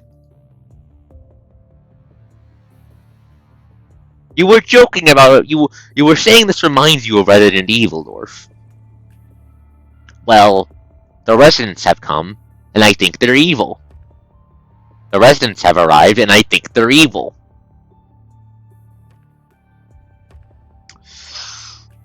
How many teeth is that? Fuck! We hit the jackpot! Turn off the light, stand back. Get ready for battle. Back to back. The call comes too late as swarms of giant toothed anemas charge directly at Lillian, following the light! She frantically pulls out two rusty daggers from behind. But before she can retaliate, another abyss angel descends from above, taking a bite out of her flesh. Ah! Sharp teeth pierce through artificial skin, leaving a patch of crimson blood on her back. Bang, bang, bang! Go, go, gadget gun! Go, go, gadget gun! Bang, bang, bang! The bullet, following the projected trajectory, hits the creature clinging to her, and silently slides down to the ground. Fall back, fall back, fall back, fall back! Run away, run away, run away! That's like 50 of them! Go, go, go, go, go! Shorthaul pushes Lillian aside, his sword slicing through the gaping maw just in time. Shorthaul, you still have a few grenades left of you, right, guy? Right, buddy? I do not want those to grab me. Just one left. Toss it and keep quiet. With it, Shorthaul immediately tosses the grenade he's been holding to cover the two retreating behind him. Never kaboom! The grenade explodes in a blinding light. Standing back to back, the three of you pass eyes over your surroundings without turning on your flashlights. Click. A crisp sound echoes down from upstairs. Is the femboy here? Is Lithos here? Is it time for the trans lady versus femboy violence? I'm in bad shape. I don't think I'll win. Click. Oh shit, he's here. Oh shit, he's here. Please be It could be Triphalia. I think I prefer Lithos. It sounds like someone walking, in slow and abnormal fashion.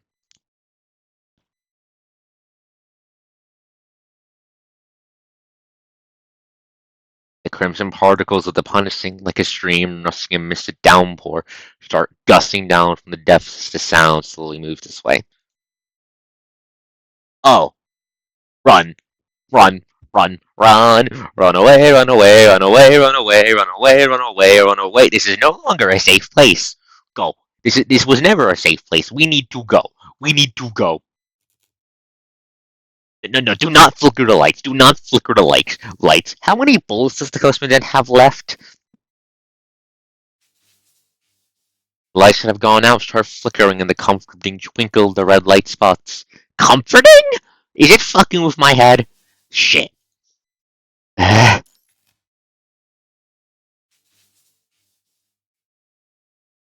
getting tired vibes. Dwarf, I think we're dead. Dwarf, I think we're dead.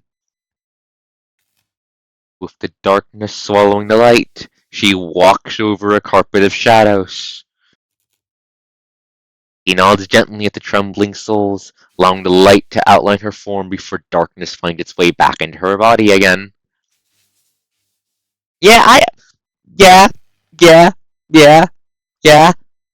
Dwarf, it's aura farming. It's intelligent. We're fucked. We're fucked.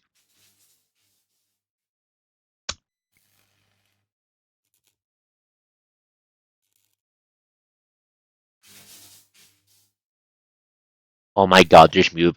The music cut out except for the sounds of it moving. I hate this. Hurry up and run. No fucking eldritch tongues. Nope. Go, run. We're stuck. There's nothing but those monsters from earlier back there. Comment, we need to get rid of her here. She's going to join Lithos and have us cornered if we let her get away now. We don't even know how the fuck she attacks! The header creatures back there are going to start jumping on us if we wait any longer. We can't learn how she fights unless we fight her! Fine, I'll keep you covered. Just make sure these things don't get in my way, yeah? Shorthall grips his weapon, standing in front of the two. The light's out again! Shorthall raises the gun he's been holding and takes aim at the shadow lurking within the darkness.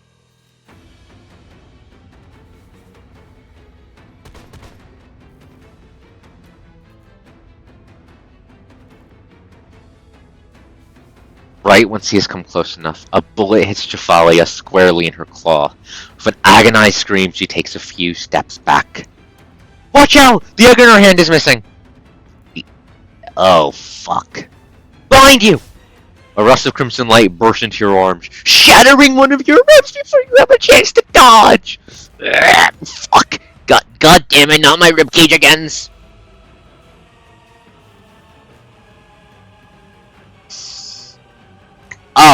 Oh, that's not good. Your skin starts blistering right after coming in contact with the egg, and your jacket becomes soaked with that's a mixture of your blood and the red fluid of the hetero creature.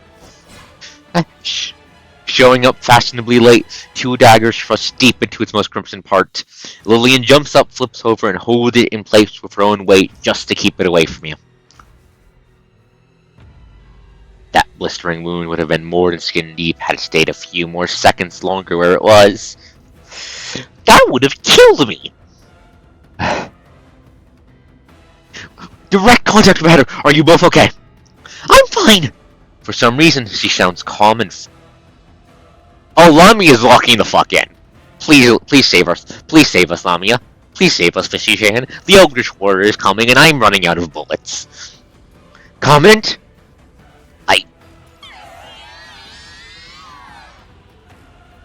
I don't like that sound. Before you can say more, Jaffalia lets out another scream that sounds disturbingly like a moan. My head hurts. My mind. Why does it have psychic attacks? Why does it have fucking psychic attacks? Why does it have fucking psychic attacks? With it, Lamia starts seeing a whirlwind of memories of people who are long gone. Enveloped in emptiness, Lamia is plunged into a deep sea of solitude, accompanied by a familiar agony. Connect with me, Lillian! But... I can't let them see me because no one is going to accept a wolf in safe skin. It doesn't even matter that I never asked to be like this.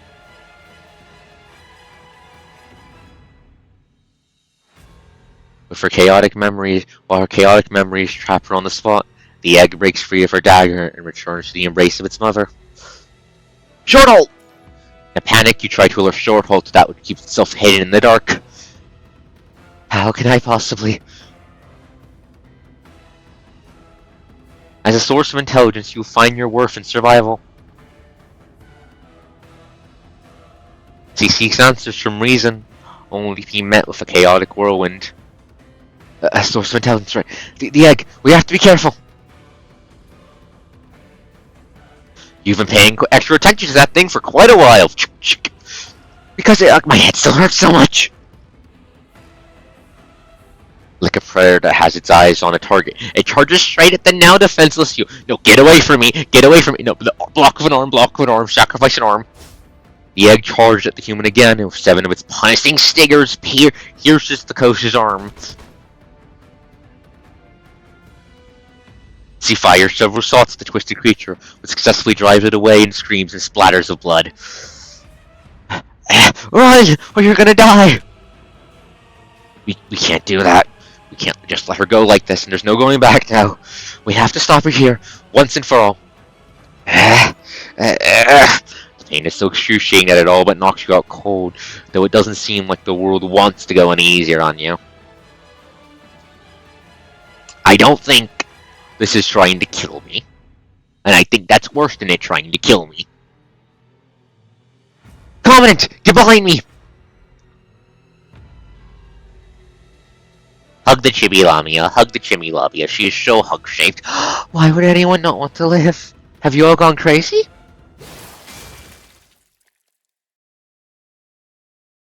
Wait.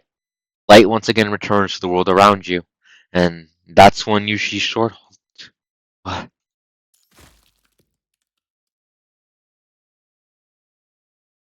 Before the two's very eyes, his sturdy figure shatters into countless pieces, plummeting to the ground without even affording him the opportunity to shout or utter a final word. She just one-shot him. She just one-shot him.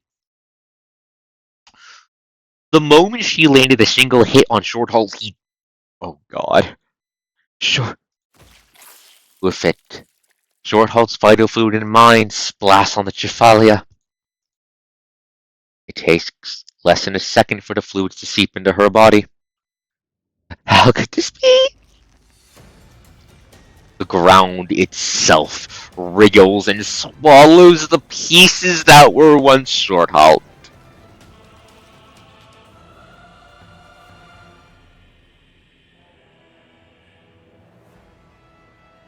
The man who once fought for the past and future and for Valyria, who once looked out for you, has made its way back to the move of Mother and Earth in pieces, without leaving so much as a trace. Bang, gun, shoot it. Wait, up there! What? Lennon pushes you out of the way before there's even time for you to react. The two of you could tumble towards the corner in confusion. The egg is coming this way again. It's flying, and it's super fast. The girl struggles to get back onto her feet and falls onto the ground. In trembling fear, she has to lean against the wall behind her just to keep herself from falling again.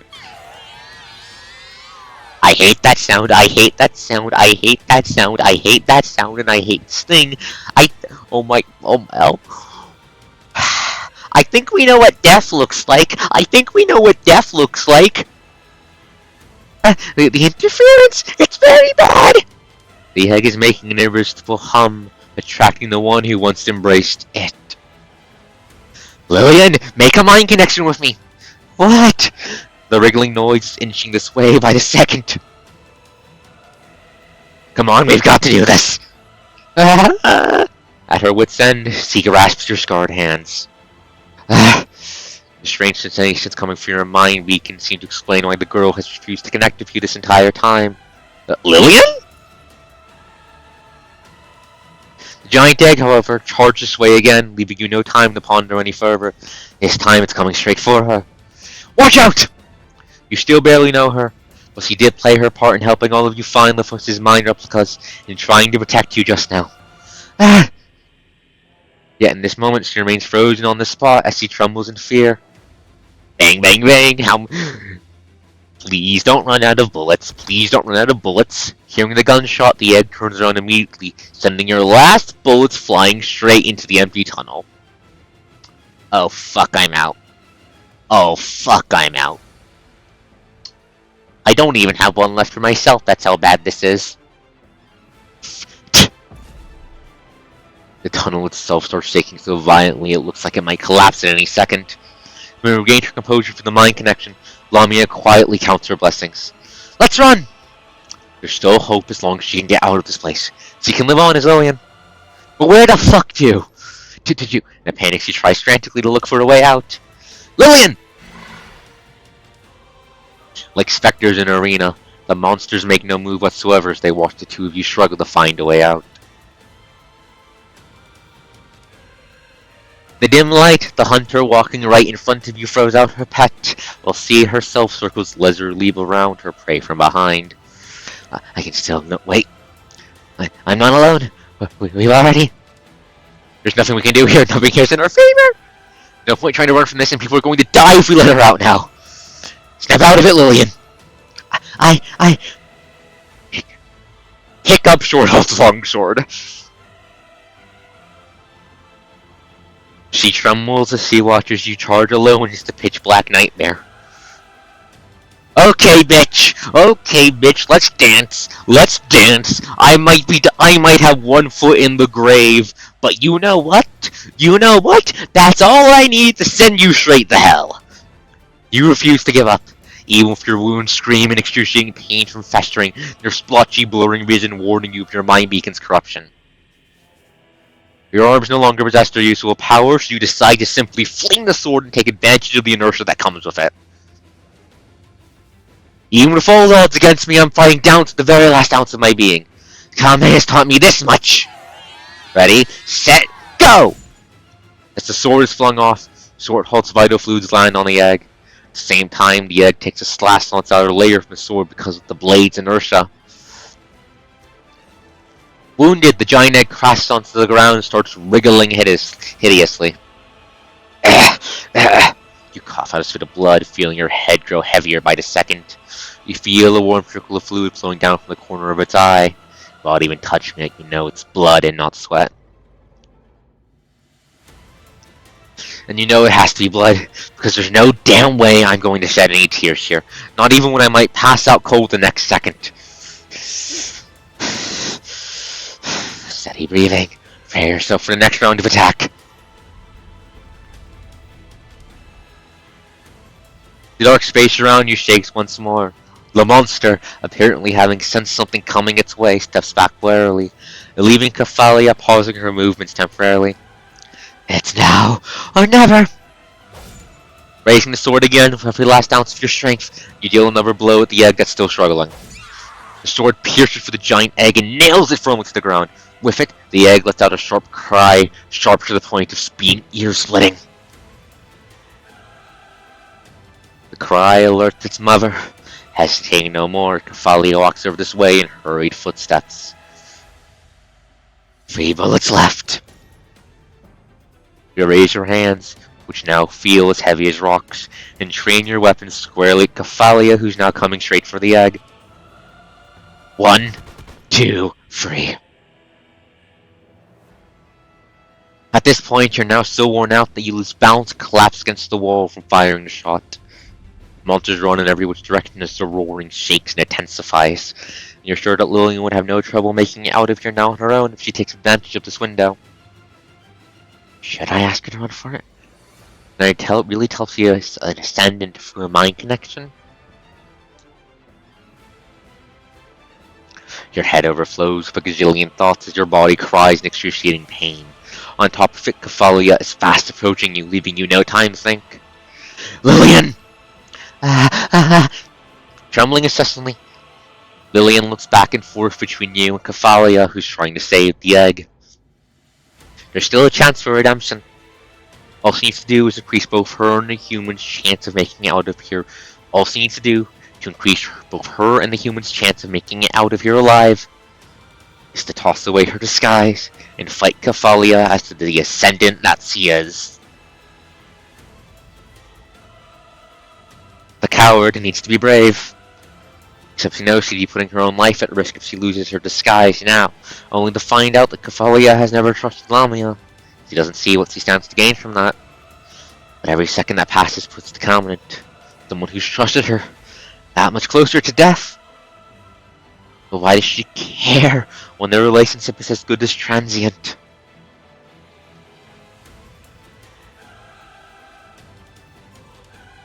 That's right. An ascendant who keeps a safe distance from the punishing virus. These people are essentially coffee cups, network cables, or writing pads. In short, they're substitutes for toys. But I like this one, and this is the only one I like. I hate myself for not even being able to keep a coffee cup. She has to face Kefalia alone either way. Whether she lets the human die or lets Kefalia see that she's here. Living in constant fear is truly torturous. Screw it! Here goes nothing! She screams hysterically as she charges towards that which she knows has no chance against. A split second later, her halberd blade clashes Kefalia's long whip. In the blinding sparks that ensue, her mermaid form overshadows her body. Do you hear that? That's the ass-kicking song. That's the ass-kicking song. Because the coward has chosen to be brave. I'm sick and I'm tired of having to give up every time. And I'm sick and I'm tired of being scared. Lami? Surrounding her, a high concentration of the punishing virus turns into countless blades to shoot straight at Kefalia. Might as well take a step forward, even if I'm going to end up regretting it anyways. Controlled by the Ascendant, the red tide around Kefalia ceases to flow. Kefalia and her egg, too, have slowed down. Sorry for breathing into the mic. As a splitting headache hits you, the world around you seems to turn into a kaleidoscope of glass balls flying in every which direction. Lamia is aflame with determination. The corruption of your mind beacon is quickly dragging you all the way down to the darkest part that lies at the bottom of the flames. The more she uses her abilities, the faster it's wearing you down. This is what happens when one connects himself to an Ascendant, and being a genius only alleviates this consequence to a certain degree. And it doesn't help that there's only a thin layer of protection standing between you, the highly dense punishing virus that permeates the air around you. The little light there is left starts flowing towards the mermaid. You struggle with breathing as your airway becomes clogged with blood. No longer able to keep yourself upright, you collapse against the wall. The world around you shakes more violently by the seconds. It probably won't be long before this place falls apart. You see her, she who is still fighting the monster in the dark, and reach out your hand at her with the last bit of your being. Mia. With it, your consciousness shatters into pieces. The world around you goes twisted, crumbles, and sinks. And the ghost passes the fuck out. The last thing you see is the mermaid holding onto the egg that's nailed to the ground. Yes, but she's currently fighting the Auditor.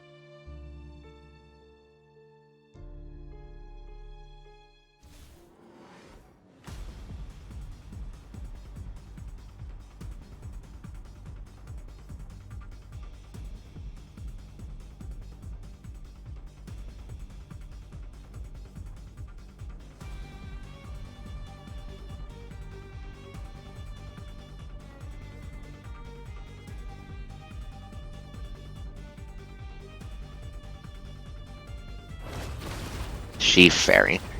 Didn't funky ass touching the egg. Maybe I can use it now. Use it. Oh, that does. I can suppress the force's control. Oh, it's a stun lock button. Of my sight! Oh, it's a stun lock button. I love that. I love that. Like boom! It hurts. Die. Sink to the Use power of the egg to bottom beat. of the sea. Okay, no, I have to use the egg. I have to use the egg. Go gadget egg. Fuck them up. Fuck them up. Fuck. No, that is definitely tower matter. You can tell because of the red light. Quiet. Swim from after the waterfall.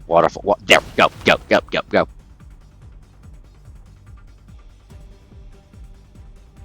Never see fairy.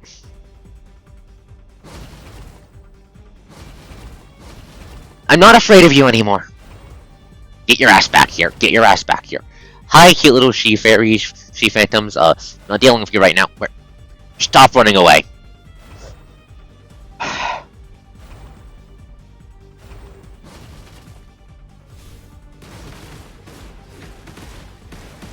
out of my sight!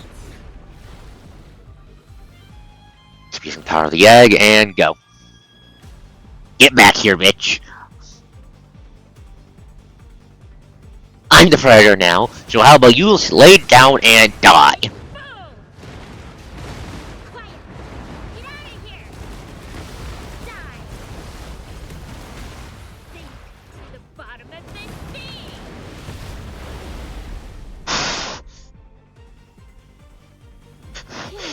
It's finally over.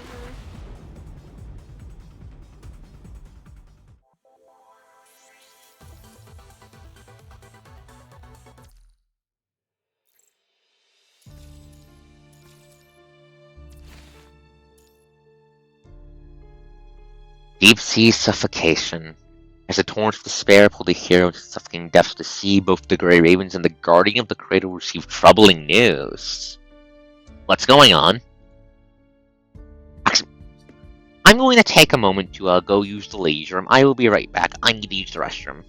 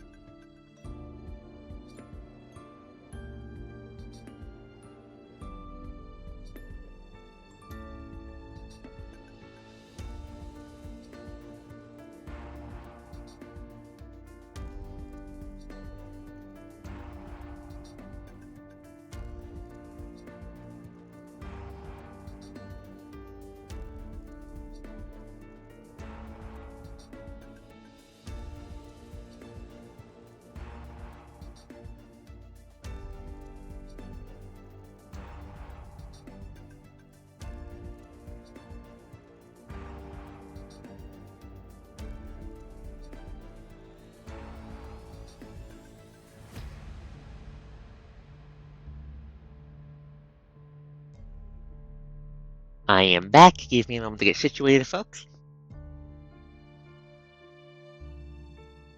Okay, give me 1 second.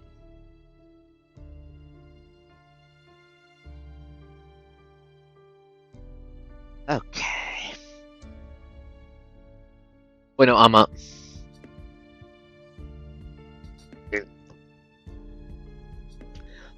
don't mention fried chicken. I might get hungry despite how late it is. Okay, bueno.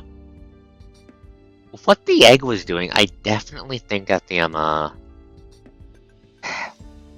I think Cathalia is made of tower matter, but I don't think it has access to the time fuckery aspects. Rather, I'm thinking Vonnegut and co are using the psychic bullshit the tower was doing as the mechanism for the punishing upload stuff. I think that's what they're doing, and that is what's allowing it to dish out psychic attacks because it keeps fucking doing those. Okay. 26-12 Deep Sea Suffocation.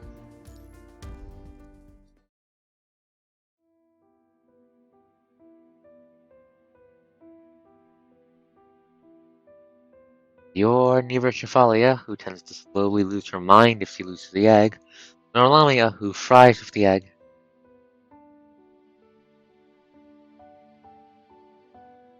The collapse sends you straight into the pool at the bottom, tumbling into a deep well along with the current.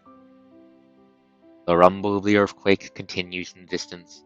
It sounds as though some gigantic monsters are fighting where you can't see them. With your eyes locked onto the well's opening, you try to make your way up, only to slide back down completely and utterly exhausted. The fight just now was the last straw for you. Short halt. You've been relying on him since you came to.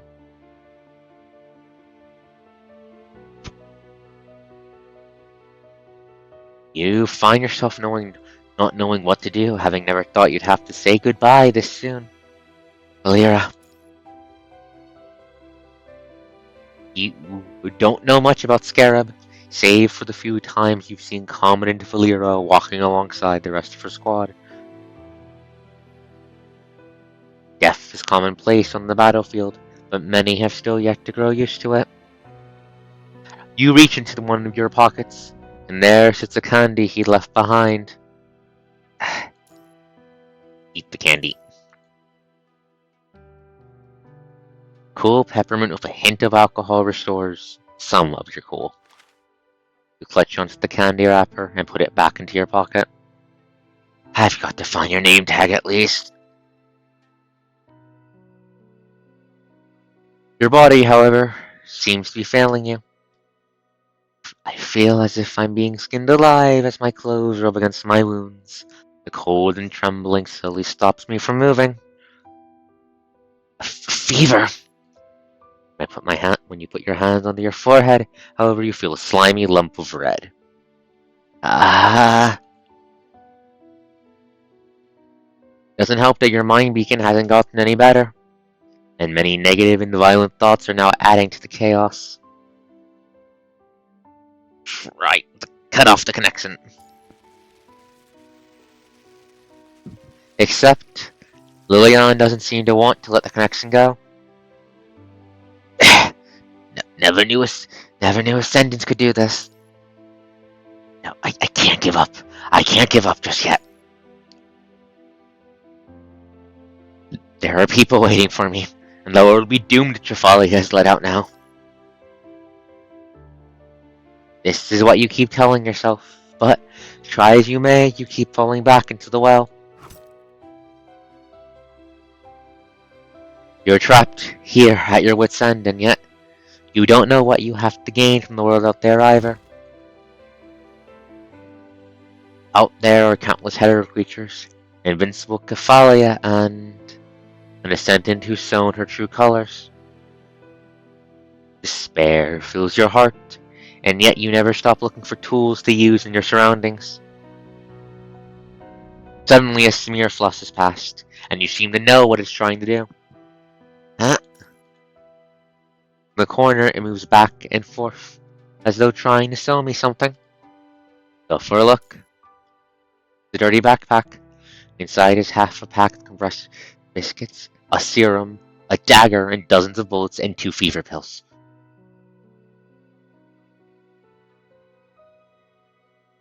The backpack looks like something that a scavenger has left here for some reason. And given the timing, you can't help but wonder if this is a...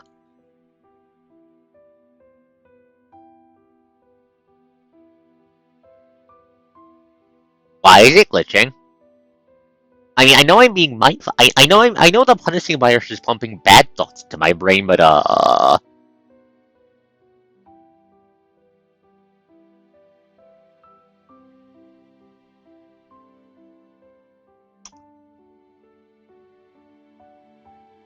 this is bad. Is this a trap? Be that as may, you know you don't have the luxury to just walk away from the backpack now. Eat the biscuits. They taste normal, like any compressed cookies you've had, except your throat is far too dry now for them to go down smoothly. Serum! Just like the biscuits, there's nothing out of ordinary about the serum. Pills. The biscuits, the pills begin to tear at your throat. Ugh. Can't even take pills now, huh? Hoping to make it easier for the pills to go down your throat.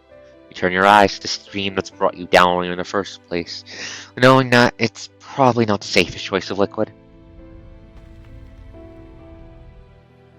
Right then, the well starts shaking more violently. The ground slips away what little water there was left. Swallow the pills anyways. As if you haven't suffered enough, the bitter taste of the medicine fills your mouth.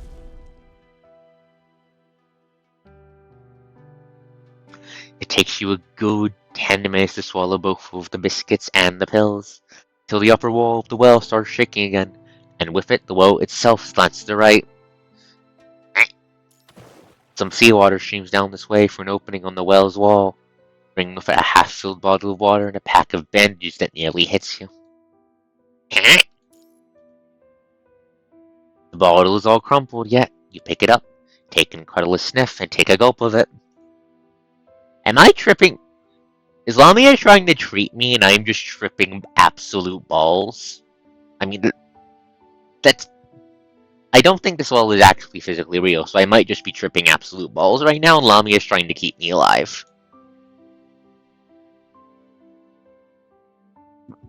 Like everything you found in the backpack just now, there is nothing out of the ordinary about this liquid. What strikes you as weird is the well itself. God only knows what's coming down next. I gotta get the fuck out of here. You quickly bandage yourself with the bandage from the backpack, and the dagger you just found, try to make your way up again. At this, the dagger proves itself very useful. Almost there. However, halfway up, the shaking begins again, and you have a bad feeling about it. Bars? Countless metal bars pierce through the wall, blocking the well's opening.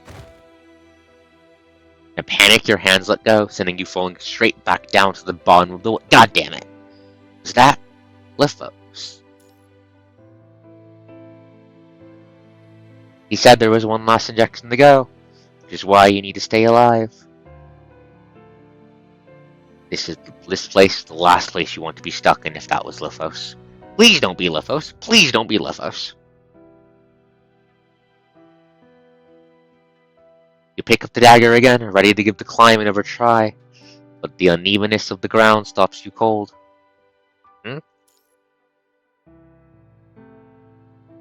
In the light coming down through the well's opening, you feel the ground. Notice that the protruding parts seem to form a line of words. Please stay in. It's dangerous outside. Lamia?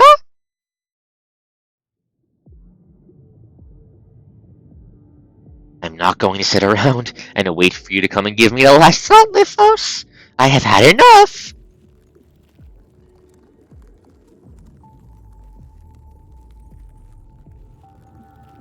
As the well's shaking grows more violent still, squirmy writings begin to surface all around you, as though the walls were alive and part of a hetero creature. I'm sorry, please, it's very dangerous. Oh, very dangerous, please. Just dangerous. Yeah, I know it's dangerous. I'm not getting fed to the horrors. Sorry, please, it's very dangerous here. Please stay here, it's very dangerous here. Dangerous, please stay. Dangerous, please. I won't last much longer, and Kephalia is... Yeah, no, this is Lamia! The mouth of the well is closing in. Please stay here. It's too dangerous outside. The words sound like the plea of a dying man. I'm sorry, please, it's very dangerous here. Dangerous.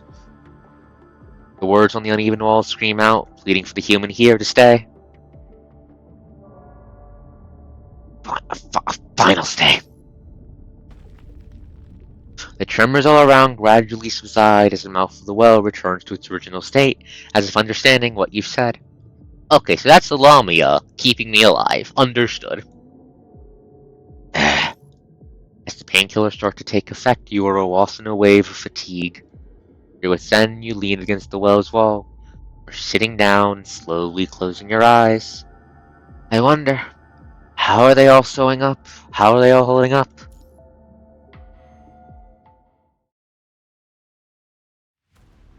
Hello, Short Hall's fucking dead.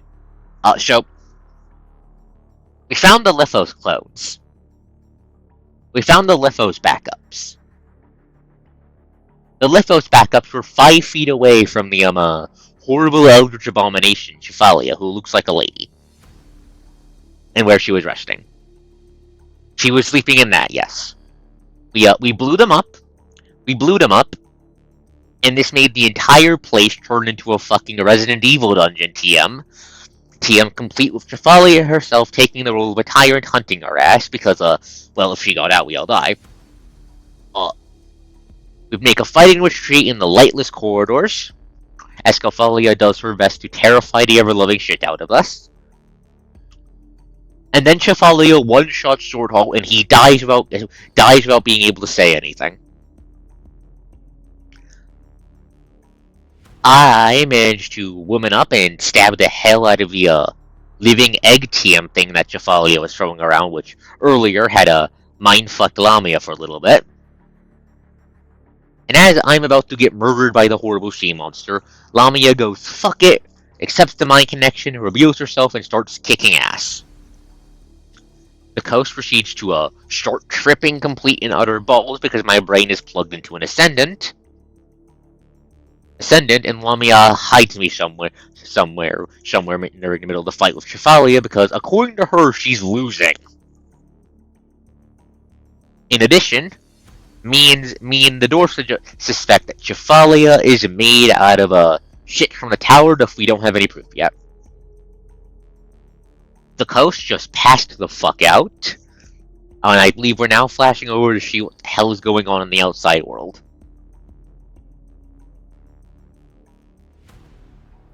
Grey Raven commences a blanket search in the designated area, locking onto a long-abandoned hospital as their target. Sneaking into the underground morgue, Liv discovers a hidden door behind the freezer of the 13th body. Lee? What lies before the three of them now is a scene of utter despair. Oh, they found clone. Lithos has been cloning me, hasn't he? Fuck. And they found the clones. Yeah. Fuck. He's crying. I'm going to kill Lithos. An unbearable stench assaults the senses. Behind the hidden doors are a room with 6 bodies, all bearing the same face. Some of them are stiff, while some have started to rot. Others are still bleeding from their wounds. Regardless of their states, the bodies all bear tragic expressions as if trying to show what they had been through before meeting their fates.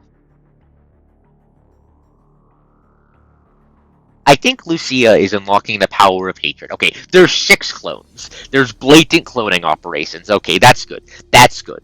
Multiple clones. That's good. They know there's clones. They know there's clones because there's multiple. That's actually good despite how utterly fucked it is. In addition, I think Lucia is unlocking the power of eternal hatred right now.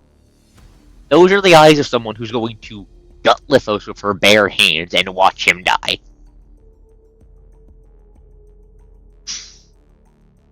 Fighting the boiling pain in her mind, Lucia grasped Liv's trembling hand. Liv? Lee! The blood on some of these bodies is still fresh. There might still be hope. Let's check on them first.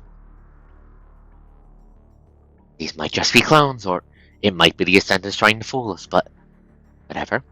Whatever it might be. I know. Seeing Lucia struggle to find her words, Liv gently shakes her head. Regaining her composure, she quickly walks up to the bloodstained bodies to check for any signs of life. Lee, however, remains in place, looking somewhat out of it. Is Lee picking up on Cathalia awakening? Is Lee's fucky frame picking up on Cathalia awakening? Lee? Lee says nothing, as though he hasn't heard a thing. Lee! It's only when Lucia jolts him by the shoulder that Lee finally seems to snap back to the present from a distant past. Oh no, he's having trauma flashbacks to his Kurano days. Let's check the other rooms. We're not giving up any hope. With a nod, Lee quietly leaves the pool of blood behind. He didn't give up, nor was he crushed by what he'd seen. He was just feeling overwhelmed by a familiar heartache. What he doesn't understand, though, is why he's finding it familiar. Oh no, this is worse! This is tower trauma. This is tower trauma from the timeline that the horrible Eldritch Horror flashbang Lamia with. The one where, Lamia went rogue from everyone, killed Bakos, and then tried to climb the tower only for Lee to promptly blow her fucking brains out. This chapter's been really fucked, Xana. Breaking through the partition wall covered in dust, the trio finds a clean space beyond the stench and bloodstains. The space arose empty cryogenic chambers, with only one at the far end containing a person who looks exactly like their commandant. This commandant is still alive! Lucia, call for backup! I called them the moment we entered. They're on their way now. But is this really okay? The three look at the body before them, still with a heartbeat, and exchange silent glances.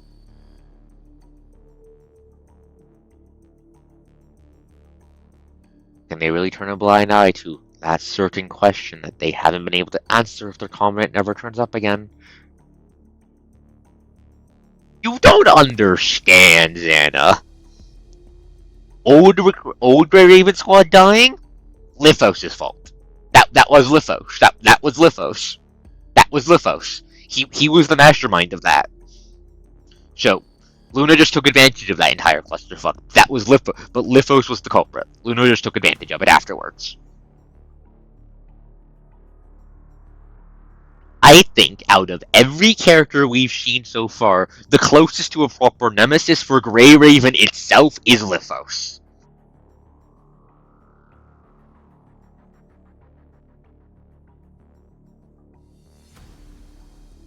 And just exactly what would they have to do with this look-alike on the off chance that they found their commandant soon? Oh, she's thinking about her and Alpha, isn't she? After a long silence, the three decide to leave these questions unanswered. Commandant has only been missing for 16 days. Is there really enough time for someone, even with growth drugs, to go from birth to the state this clone is in now? These clones were here before Arcos went missing. That much I can say for sure.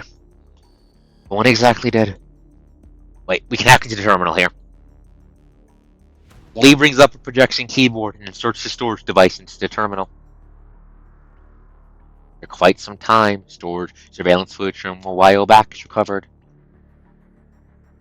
The footage shows Lithos overseeing a couple of constructs as they move a large machine in here. What's this? I know what that is. That's a memory synchronizer. Professor Hippocrates has data on it. A memory synchronizer? Yes, it synchronizes memories between two brains. It was used during the Golden Age to treat amnesia and in some illegal research. It damaged the brain easily, though, so they stopped using it. In the footage, Lithos gently caresses the machine, muttering to himself. Now I'll have to bring you all here from Fort Winter.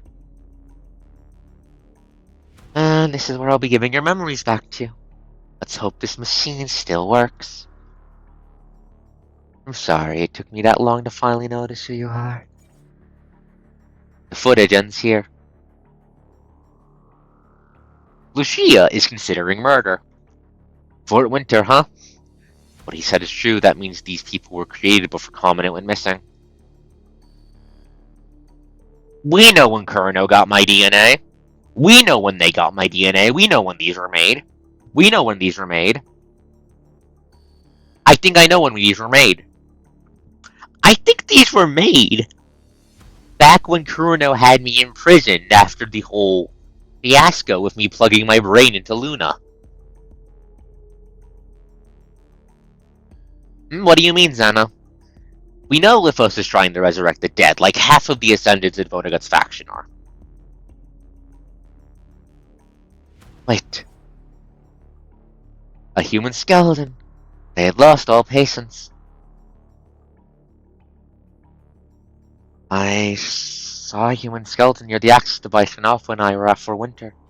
Is that when? A human skeleton, as in all bones, no flesh? No, I couldn't date it because it didn't seem like it had decayed naturally. But here's my guess. If there was a window of opportunity for anyone to do anything before Commandant went missing, it would have been after the mission with Wansi to set up the domain nodes. The Legitimus arsenal vaporized Red Tide. Oh! Remember how we were told to stand by in the prep room when they clearly could have used help? I do. Arcos was trying to find out what was happening, but she was immediately taken away. They said they need to monitor memory replays caused by the corrupted mind beacon. Nobody knew what those medical checks were for or what they took. Says Lucia, the hilt of the knife in her hand on the verge of being crushed by her grip. The wife is considering murder, chat. Lucia has had enough. I think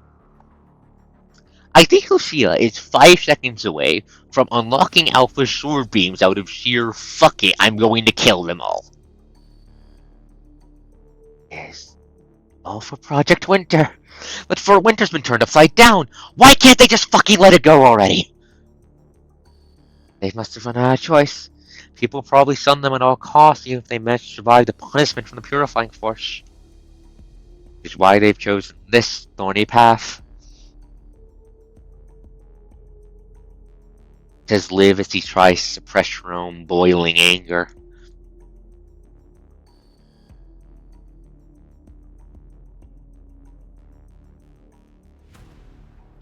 Ec biology. Lithos need memory sync because the mind and self-consciousness go hand in hand, and that couldn't have happened without memory. That's why they took Arcos, so they can memory sync her? Ray Raven is collectively considering how many bodies they're going to need to bury, and how many fucking politicians they might need to kill, I think. I think they might be planning treason.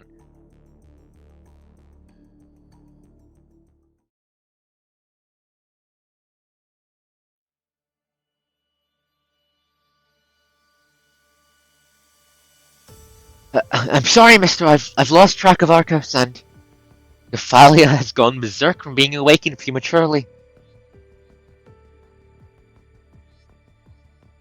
While you, severely injured, are fast asleep at the bottom of the well, Lithos is reporting the situation here to his agent amidst the chaos. And what does Mr. Vonnegut, what does Mr. Fuckboy have to say to that? What do you have to say, Vonnegut? How does this fit within your carefully orchestrated plans? What? You're right. Revenge was mentioned to be connected to that incident. How deep does the rabbit hole fucking go? Anyways, what's Mr. Eisen thinking? Bonagut says nothing, waiting for Livos to finish delivering all the bad news at once. He knows well that Livos wouldn't have come to bother him if there was a workaround. The three of them orchestrated an explosion, destroying all of the mine backup stored nearby Cefalia. I can't keep her stabilized anymore with my replicated mind.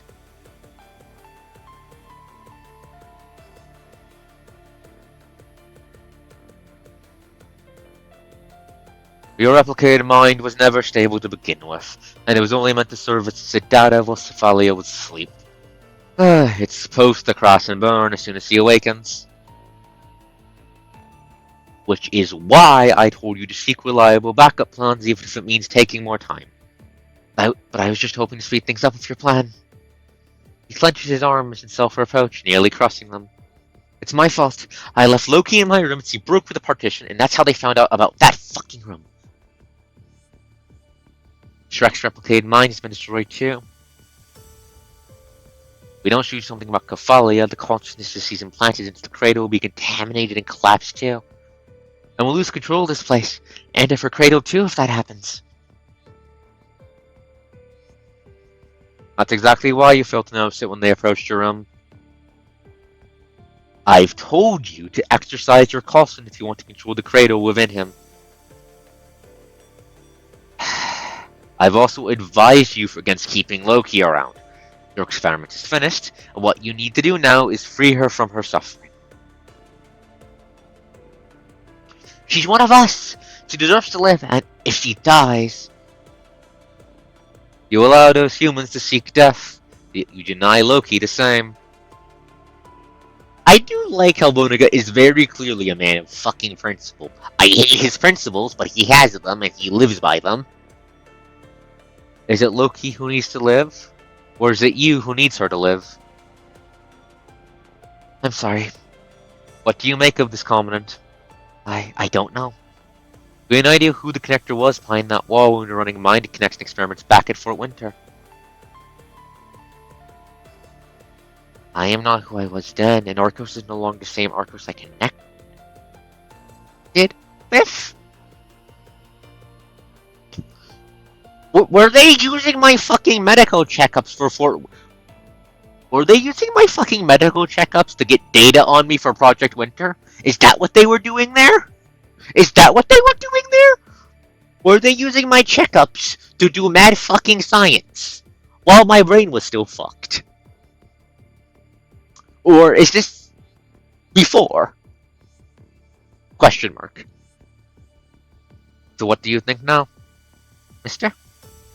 I promise you that no matter what happens, I will see this plan through. He answers Vonnegut's doubts with a promise. I ask that you believe me. Your mission isn't finished. Do not dissolve yourself into Cefalia just yet. Yeah, I know. It's because Livos can only die after this that he asks his agent for help. It still pains Livos to know that his death is being treated as an insignificant matter. Lamia infiltrated this place and took Cinderelic. Luna's pawn didn't get here too late at all. Figure cloaked in darkness ponders for a moment. I needn't bother then. Since it is an alpha, as long as Cefalia lives on, the cradle can be rebuilt. Well, now, it's okay. It's someone from Luna's faction. Is it Luna herself? No. Is it Alpha? No. I don't care. Understandable. Have a nice day. Have a nice day. This comment is just one injection and a little time away from the full effect of the medication. We need to find her at once. The egg has accumulated quite a few stable swords and is only one step away now from hatching. I just need to see it hatch and make sure Cefalia survives now. That's all you need. What are we going to do with Cinderella if she doesn't hatch? She's well prepared for that. She went back to Cefalia knowing this might happen. Wait, the egg is Cinderelic? Oh, that's fucked.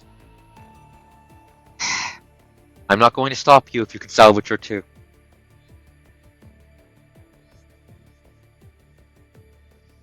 Lithos knows that isn't something he's capable of, not to mention that Vonnegut starts entertaining the thoughts of forsaking the cradle the second he learns of Lamia's invasion.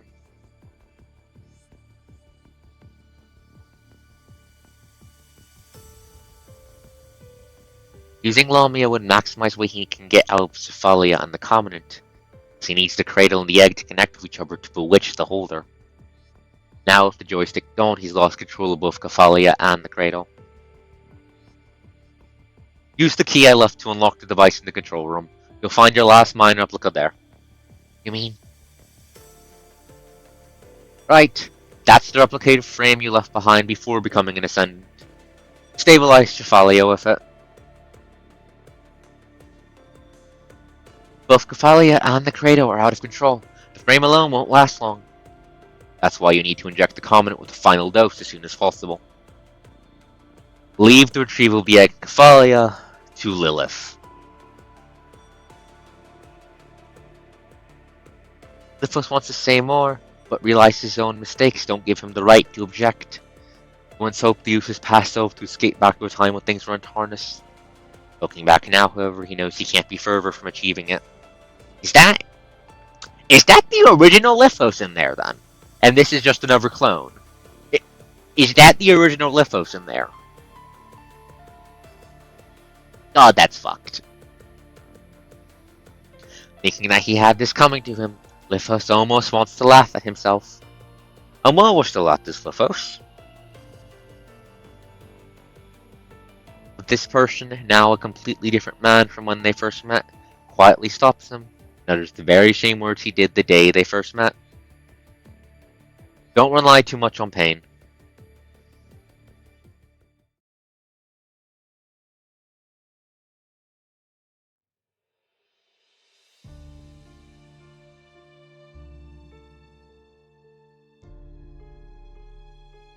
Gently touching the spikes in his chest that will not spare him the pain, Lithos passes through the corridor filled with hetero creatures, to retrieve the key Vonnegut mentioned and head towards the control room. As he walks,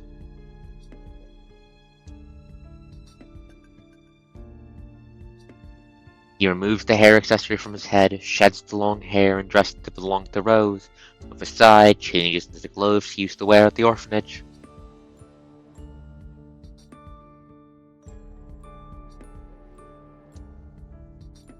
I'm sorry, Rose. I might look like you, but I still have a hard time bringing myself to like myself, and pain is the only way I know to seek forgiveness. God, you Dorf. You can see the resemblance to Vanessa. You can see the resemblance now. We can see the resemblance now. We can see the resemblance now. It is now crystal fucking clear. Let me be the person I was, and face the person I was then. Till now, Lithos has been relying on pain and self-punishment to stay lucid. This is the mind beacon Lithos has always been attentive to, and he has come this far walking down this path. While Lithos has been replicated more times than he can count, this individual known as Lithos will always remember. The very moment when Paper Crane, medical chair a kind-hearted donor had given him, transformed into a tool of punishment. All those painful times he had to live through after becoming an Ascendant, one of which was that time he fell for Revenge's trick and accepted his help. All the fathers from the orphanage and everything Revenge had done, and how all the unbloomed flowers were nailed to paper clay before they had their buds forced open, pistils plucked again and again and again until they became specimens or toys. Oh, so Revenge was in on the mad science. Revenge was in on the mad science then, huh? Kinda glad Alpha killed him then. Kinda glad Alpha killed him then. Yeah, we're getting more backstory right now, apparently.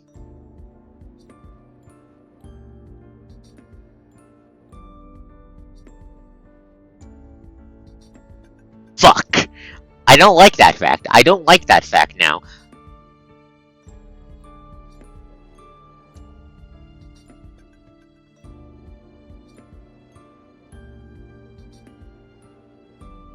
Yeah, I think he actually meant it, and I think that's bad, and I think that's worse. I think that's worse. I think that's worse. They said they were doing it for his own good, claiming that they loved those little buds too much to ever want to hurt them.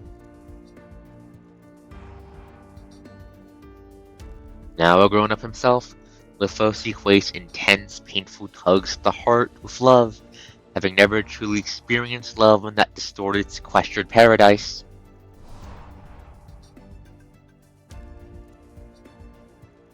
The more intense the pain carved into his soul, the more genuine his twisted confession. All of these have turned Lithos into the person he is today. One who would feed a rabbit a piece of flesh he cut off himself.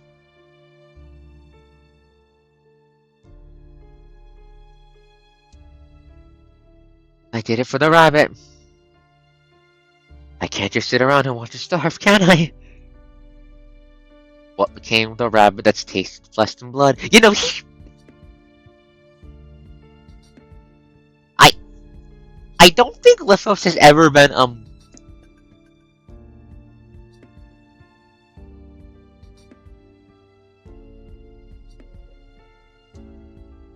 Please consider how he treats Noah. Please consider how he treats Noah, yeah? Yeah?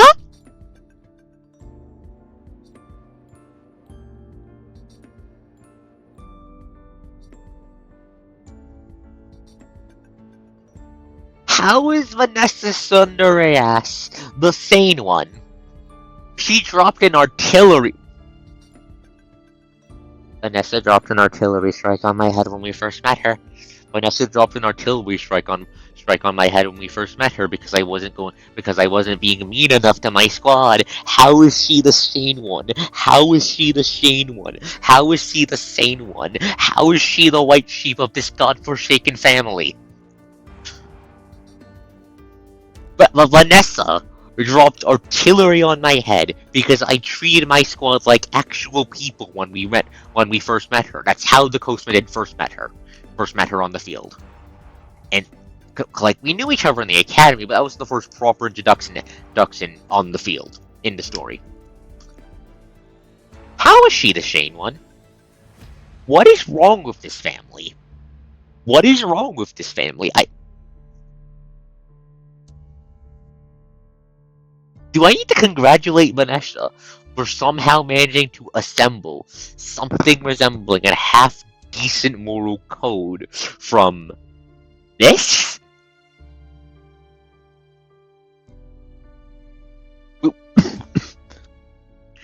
If she was raised in even a half-decent family, would she have, like, turned out a saint? Because I'm looking at what Caesar. I'm looking at the rest of her family, and I'm seeing the pits of hell, and I'm seeing hell itself.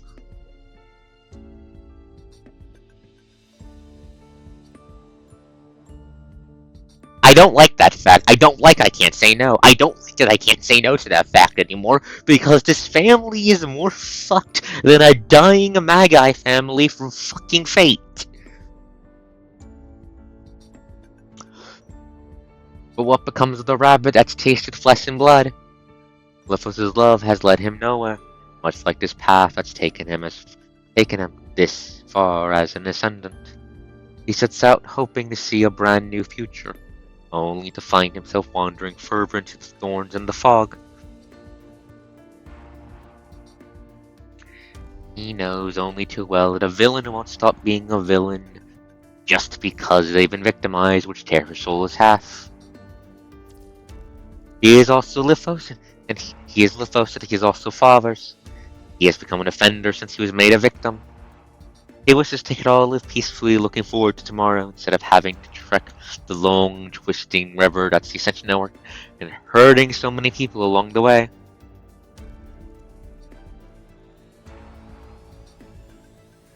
Having been raised by his fathers, Lithos doesn't know how to go about life in ways his fathers have never shown him.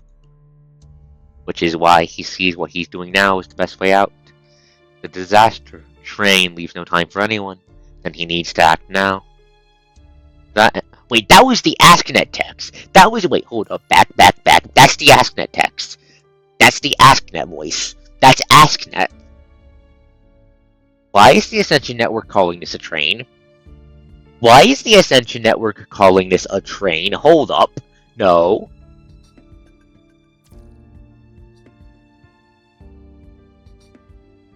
And to that end, he doesn't care how many people he's going to hurt, so long as he can keep a handful of them safe. And this is the kind of filtering that Lithos stands by. He has been tormented by what he has done, and so he resorts to lying to help himself feel better. He's been telling people that he's doing these things for their own good. They have to do as he says to survive, to the point he falls prey to his own lies. Dying on a periodic basis help gets these heavy emotions off of Lithos' chest, as much as he knows that this is but a temporary getaway. I think revenge was one of his dad's. And that's why he did the whole, and that's why he orchestrated revenge, plugging his brain into Lamia and dying. Because it was Lamia that revenge plugged his brain into.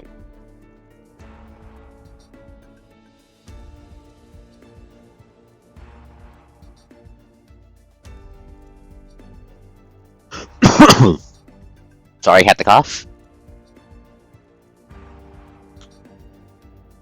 His idea of an ideal death would be to get torn and crushed completely alongside Paper Crane, all the while consciously enduring torment 1,000-fold worse than what he had to in the past.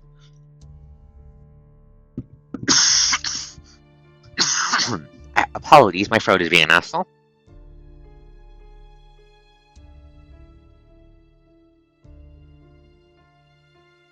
It is only through pain so excruciating that he thinks he can find temporary forgiveness in himself for himself.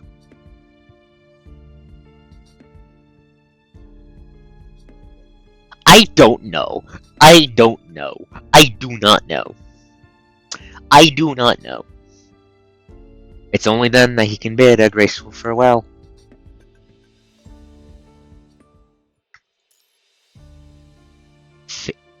Fish back in water.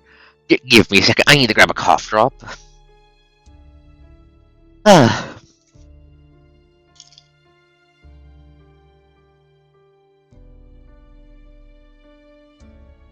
How the hell did the coast just stumble her way into becoming the commandant of the most conspiracied squad in all of Babylonia? We have Lucia's everything. Just her everything. Lee's ex-Kurano, I'm going to remind everyone, Lee's ex-Kurano, he used to work for them. And then there's Liv, who's a former corpo princess turned medic. She somehow has the most straightforward life story so far, because the coast appear. Because I wouldn't be surprised at this point if the coast was tangled in 500 pounds of bullshit.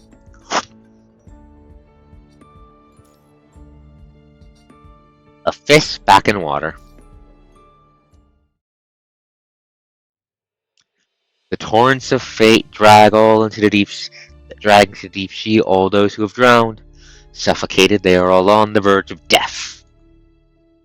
In endless despair, only one feels reborn. I can do all these things now. Oh, and Lamia has the fucked up egg that used to be Cinderella.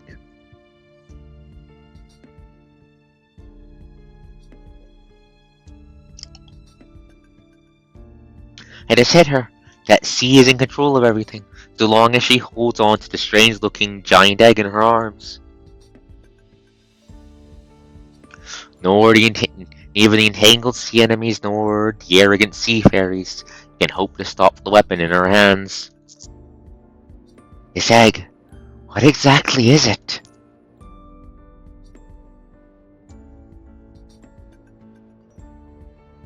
Cephalia can make an attack out of its own accord, and it can make me as an Ascendant more powerful with it.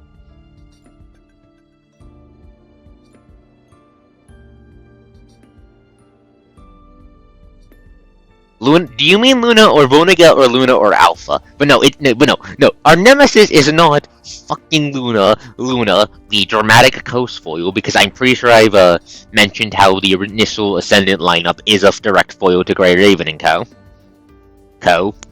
Uh, it's not Vonnegut with all his 500 screams in the dark. It's this one guilty ass motherfucker who just can't, who just he has so many problems that he is a problem. When you crack open a book, when you crack open a dictionary, and you turn to problem, the definition is just a picture of Lithos's face.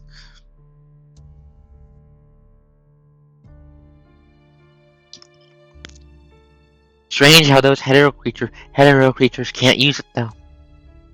She holds up the giant oddity for a good look.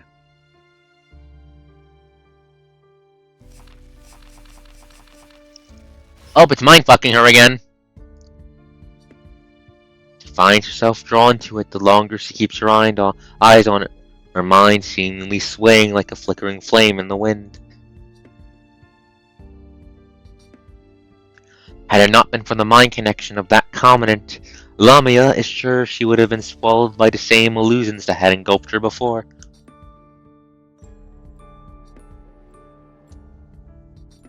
This time, however, she is able to see past those illusions with a lucid mind. This reminds me of Little Match Girl.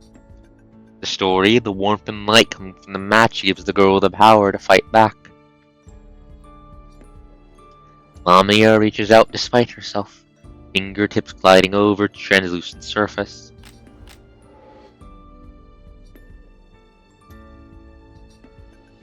At that moment, the egg, like a struck match, draws her into a dazzling shopping street. She's tempted to reach for the goods. Sudden chill makes her shiver. Lamia walks down the nearly frozen street, her consciousness fragmented like a scavenger's clothes. Yet, oh no, it is fucking her up.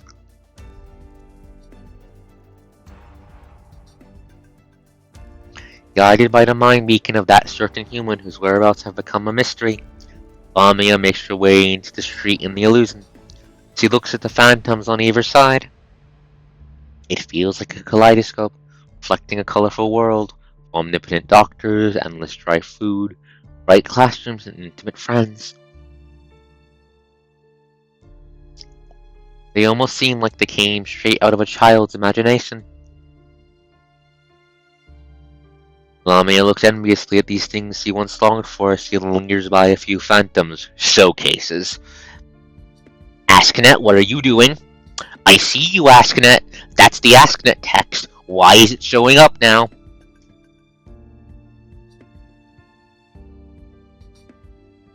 She wants the wishes that these phantoms, these showcases are displaying to come by her side. If only all of this were real.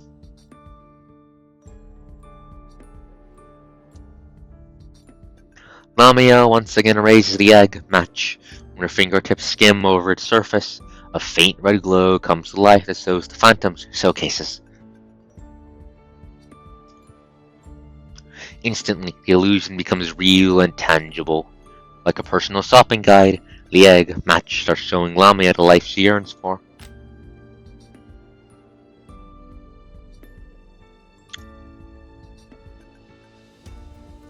At 11:30 a.m., Mother prepares a hearty breakfast, and with a gentle call, the forever 16-year-old Lamia wakes up from a bedroom filled with toys, books, and stuffed animals. At noon after breakfast, she opens her terminals to find 99 messages from friends, each one kind and eager for Lamia's reply. 1:30 p.m. she finishes replying to all her friends' messages. She then takes her father's space to the school in Babylonia. No. Don't replay my memories. Be peaceful.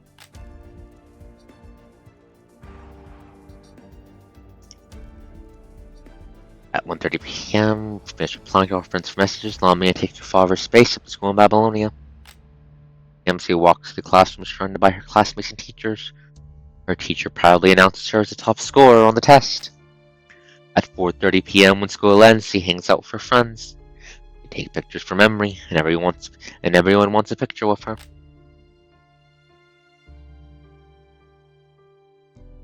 At 7 p.m., father picks her up in his spaceship, and of course, mother has already prepared dinner and a late-night snack. Anyone who's experienced a truly ordinary daily life can tell that these scenes are anything but ordinary. If anything, they seem more like scenes coming straight out of the life of a princess in a fairy tale.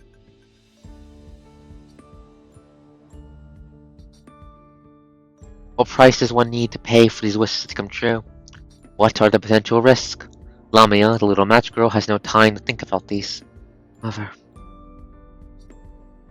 Despite herself, she's drawn towards that figure. Following her choice, the egg, the match, locks onto the future where Libya survives. Searching for key nodes.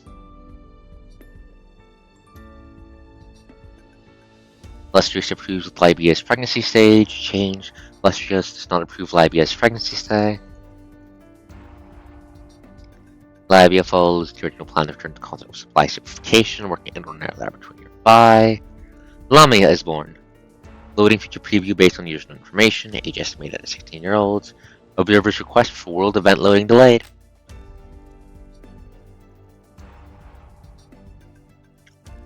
Lamia stands in the corridor, watching as the egg, the match, shows her a peaceful golden age.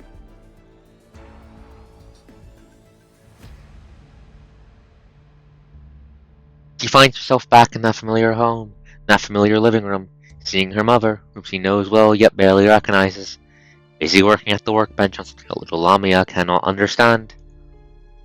Mother? Piercing cold seems to diminish slightly with her presence. Mother, is there anything to eat for dinner? There's plenty in the fridge. Help yourself. I've still got work to do. Mother is expressionless. This is nothing like the dream life Lamia has envisioned. Yet this future is based on reality, with only the minimal nodes changed. Please remember the scientists in Atlantis. Please remember that these motherfuckers, in response to the virus breaking out, decided to come up with a multi-staged, delayed starvation / rationing plan to extend the food supply as long as possible for the most important departments, which would include the less important ones starving to death. They all agreed on that. They all agreed on it. They agreed on it. They went through with it. Where has Libya ever been mentioned to be an exception among her cohorts?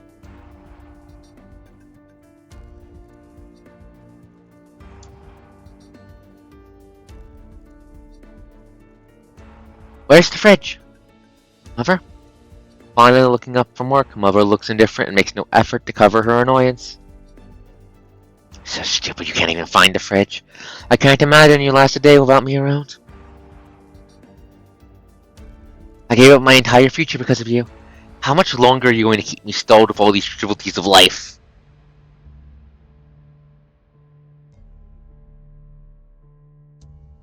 These words shatter the observer's heart, sending ripples across Lamia's mind. Time.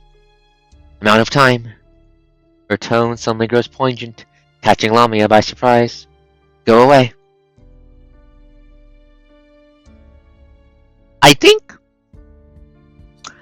Lamia's adoptive mother, the lady in charge of Atlantis, was a better parent to her. This is saying something. What I think she was.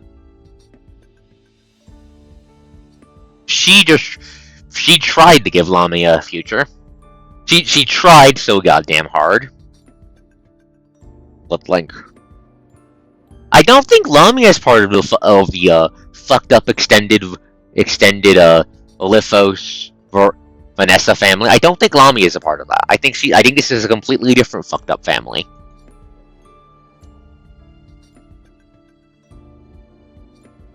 Yes, because I'm pretty sure Lithos would have crashed the fuck out at Lamia being here if Lamia was related to him. I'm pretty sure Lithos would have crashed the fuck out. She now speaks in the same cold tone. Leave us alone if you've got nothing else to ask. We need the work. Fair. May I ask you a question? You have 1 minute. Fire away. 30 seconds. However, is it true? 15 seconds. It's true that she wouldn't have died if I hadn't been around to begin with. Don't ask the magic egg that question. Don't ask the magic egg that question.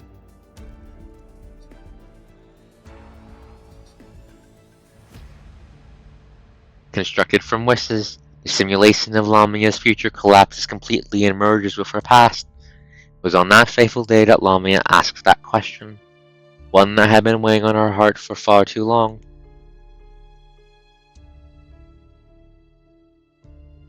Have you finished the problems I gave you last time? Sorry, but they're too difficult for me. And the textbook? He cast Lamia a cold look silently before standing up to leave. She despised her own ignorance whenever she was given problems like these.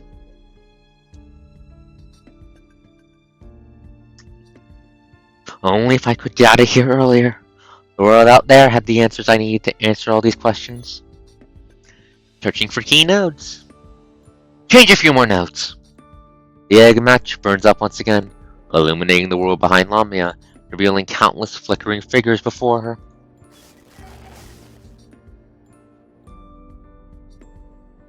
Ladies and gentlemen, let's give it up for Lamia, the youngest scientist the world has ever seen. Brimming with excitement on the stage, the host welcomes a petite figure. Now let's find out exactly how amazing this kid is. Dr. Lamia! Yes? I always remember to task all today's meetings and chat records and organize the schedule for tomorrow. Sure. Lamia is safely born, leaves Atlantis ahead of time. Dr. Lamia, can you help me solve a math problem? Sure. Sent to an orphanage. A passerby enjoying an ice cream walks by a television as Lamia's exciting life unfolds in it.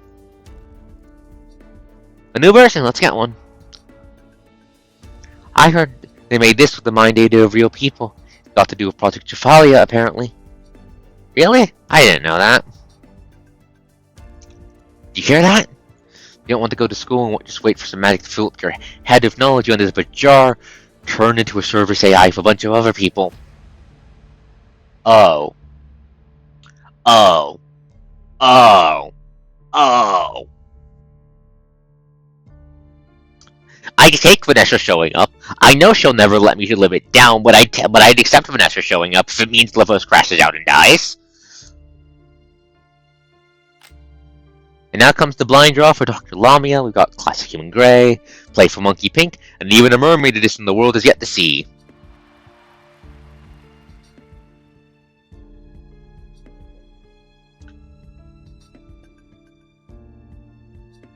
The audience's applause can be heard from television as a terrified child starts crying out loud amidst the cheers. The camera isn't showing Lamia's face. The child's cry already speaks volumes for her. Order now at all major specialty stores!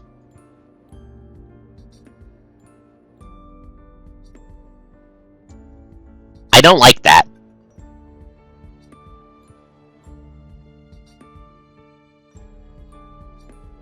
Lamia is using the magic fucking egg she got from Jephalia to glimpse into alternate timelines. This is the timeline that happens if she leaves Atlantis early. She ends up in an orphanage, and along with a bunch of other kids gets rendered TM and turned into a service AI via Project Jephalia. And then, well, sold.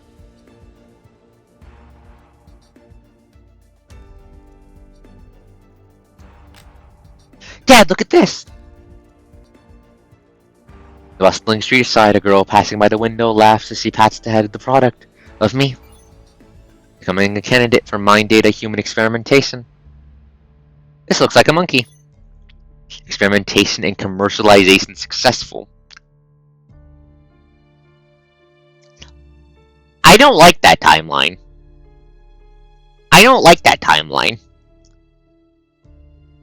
Also, all the Lamias are probably going to crash out and make things go so fucking bad once the virus shows up, but that's fucked.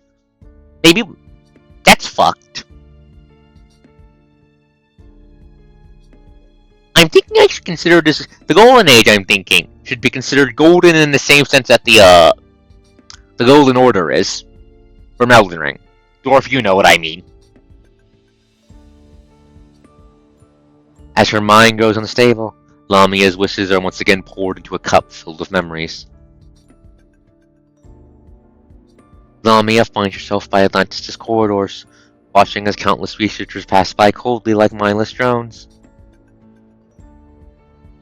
She tries calling her name, hoping to get some emotional support, but doesn't get any response.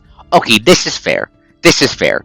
This could just be Lamia's own biases being played back into her by the punishing virus, because I think about it, that is the kind of thing it does. That is the kind of thing it would do. We know Asknet likes its mindfuckery. We know the virus, when it gets intelligent, likes playing with people's heads like this. Just gestures to Alpha's entire chapter. Which leaves Lamia shrined as she watches the humans and machines pass her by in an orderly fashion.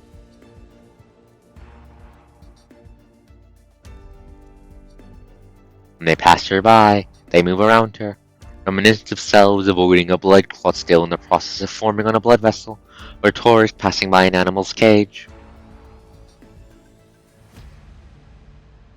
She lowers her head, holding the empty coffee cup in her hands and caressing the engravings on it. To my future self, I want to be like everyone. I need to make it happen. It's her yet-to-be-realized wish, the form of a bunch of crooked letters paired from meaningless layout. Wanna bet on your luck? Wanna bet that you'd be sent to a legal orphanage instead of being dragged into some inhumane experiments? Luck, huh?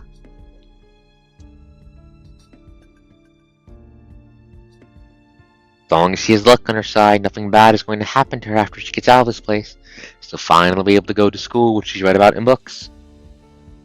That's where she can enjoy bathing in the sunlight and listening to the calls of cicadas and the laughter of people.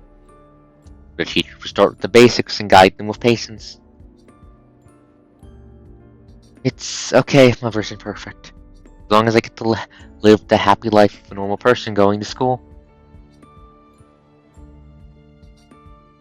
The egg match glows red in her arms. She pats it devoutly and closes her eyes. God, that thing is so fucking evil.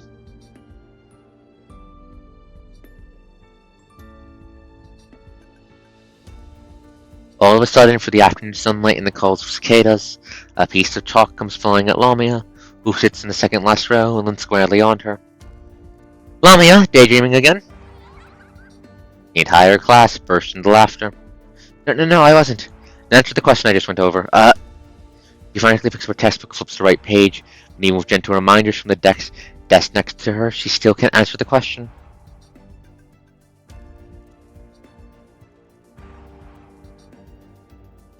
You're just not cut out for this. Your mother signed you up for this intensive program thinking her daughter was oh so knowledgeable.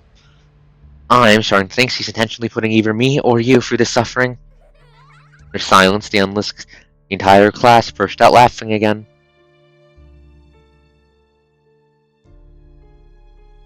The cozy sunlight, the call of cicadas, and the laughter of friends. Everything is as she had hoped for, and yet it falls short of her expectations. This rare opportunity, I need to make it count. She picks up her textbook, studies, practices, and then dozes off again.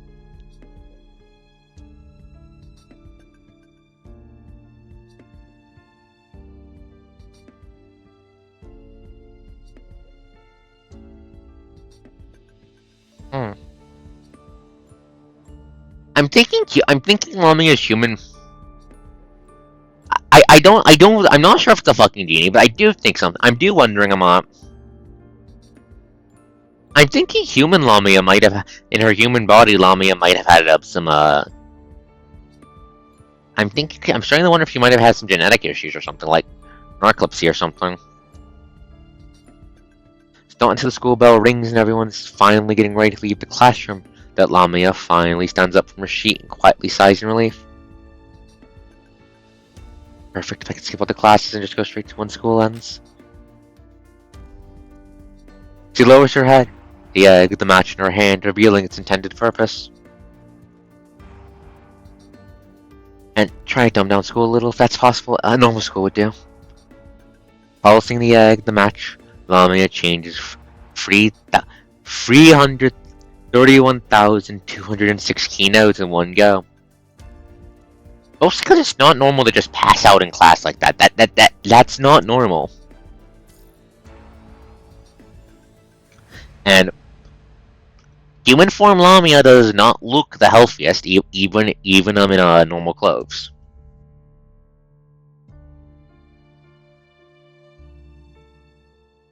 Lamia figures it's to be okay going back to a time when her mother wasn't around. There's nothing she can do to change her mother's mind about sending her to an advanced school.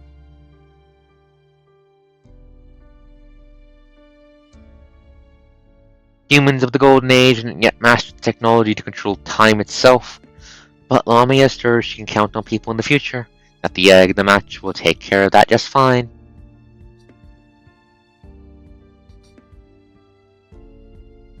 And she decides she's not going to bother with the number of changed time nodes she's seeing on the phantoms, since she doesn't see what impact they might have.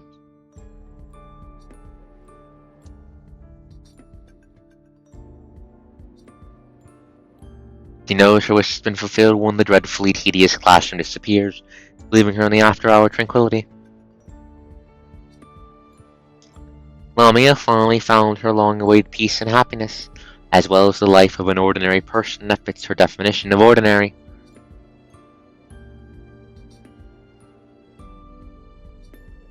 As the 4 seasons fast forward, Lamia goes through college and enters the workforce. She's now a tour guide working at the Copperfield Aquarium.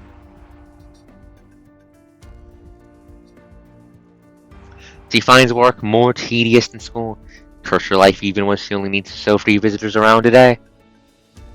Before she knows it, however, that fateful day comes.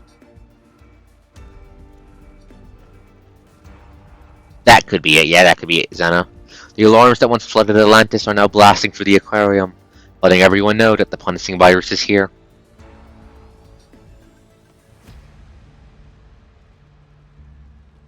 The visitors and the staff run for their life in every which way.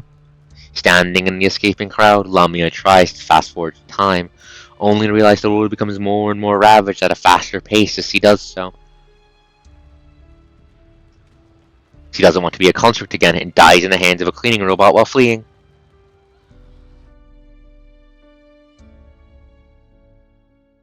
If only the punishing never happened. Lamia's desires inflate. Once again raises the omnipotent egg. The punishing virus. The Phantom offers no answers. The tower. It is made of tower matter! I called it! Couldn't erase its own existence, nor the punishing. What do I do now? Going through her memory, trying to find someone she hopes she can talk to, she suddenly recalls Roland. I wonder what Roland would do with this opportunity. Yes, there's a dramatic face in the background. I'm guessing Roland is going to I think I know what Roland's going to do. He's going to summon Luna. He's going to give Luna the egg, and he's going to make Luna's perfect timeline TM. We know how this man works. This man has one brain cell. It's make Luna happy. Snap of her fingers, Roland materializes before her. You're lending me the second match that can fulfill any wish. Doesn't exactly fulfill any wish, which is why I wanted to see what you do. Well, he takes the egg and without a moment's hesitation chooses to fulfill a childhood wish. Ah, surprising.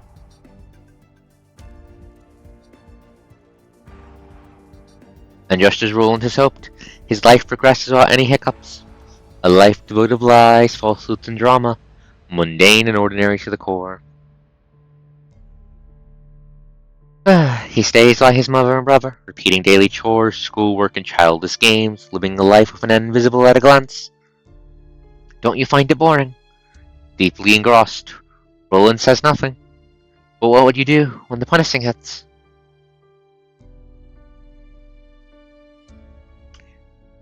She was hoping Roland would show her what to do, but on the day the alarms echo and through the square, Roland simply makes the same decisions he does, more kindly than ever.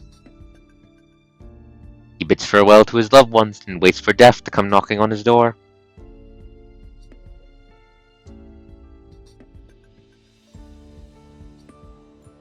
I think I see the difference between Luna, Alpha, and Luna's subordinates. I think I see the difference there. I think that's pretty much it. Roland shrugs. They abandoned me in the real world. We might be looking at a different script here, but lies are lies all the same. It was a great dream, and I really enjoyed it. Can I lend you the egg, the match, and ask you to give it another try? You want me to relive the lies? He bursts into laughter and immediately sets up an accident. A few simple moves.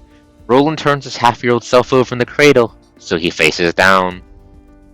It all ends even before it starts. It's over.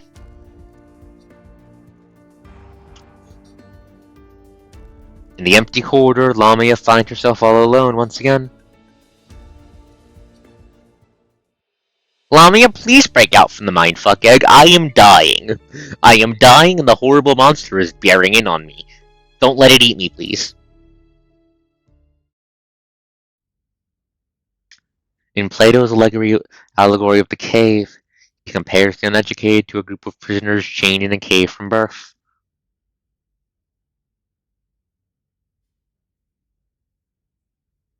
In the allegory, the prisoners face the lightless wall in the cave, chained so that they can't turn their heads.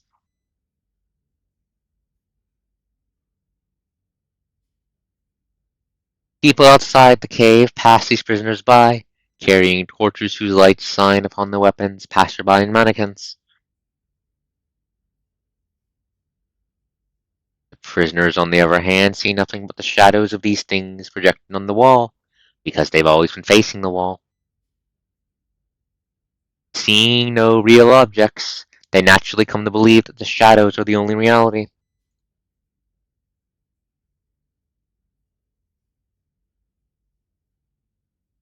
They were suddenly freed from their shackles, stepped out of the cave, and forced to look directly at the fire, and accept all that they used to see was mere illusions.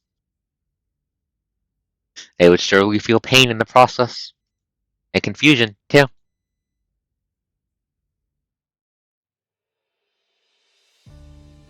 Just like a mermaid princess venturing above the sea surface for the first time, gazing at a kingdom she's never seen from behind the reefs.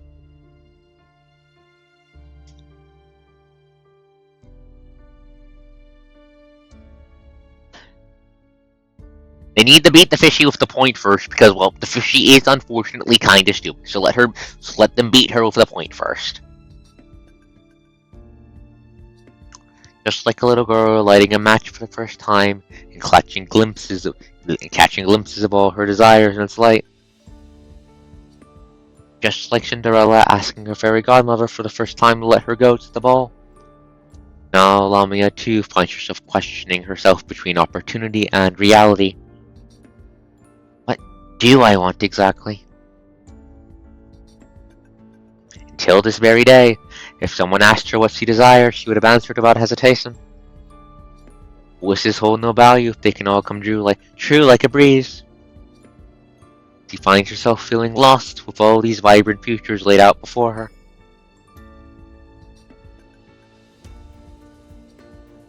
Fuck off, Lithos, go to hell! Wait.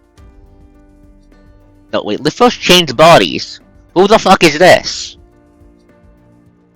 Then take another step forward, be a bit more greedy, and make all your wishes come true. The egg controller lies quietly in Lamia's arms, softly tempting her. He hopes Lamia will be dominated by her desires and be insatiable to status quo.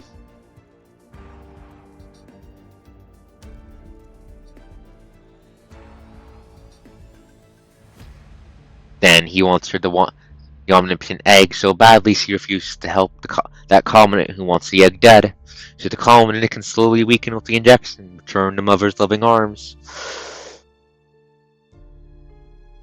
Oh, it's the fuck up squad. It's all the fucking ghost Lithoses in Cephalia. Like another match? The one-winged girl too whispers softly in the midst of the bizarre illusions. If this makes you happy, I want Mother. I want her to fulfill all her wishes and be happy. Searching for key notes. I want to ask her if it was all really because of me. No, please don't blame it all on me. 32 time nodes need to be what the fuck is that? 32 time nodes need to be changed. A baffling image flashes past your sight. Is that a crack of some sort? Lamia decides to ignore it. Fishy no. Knowledge.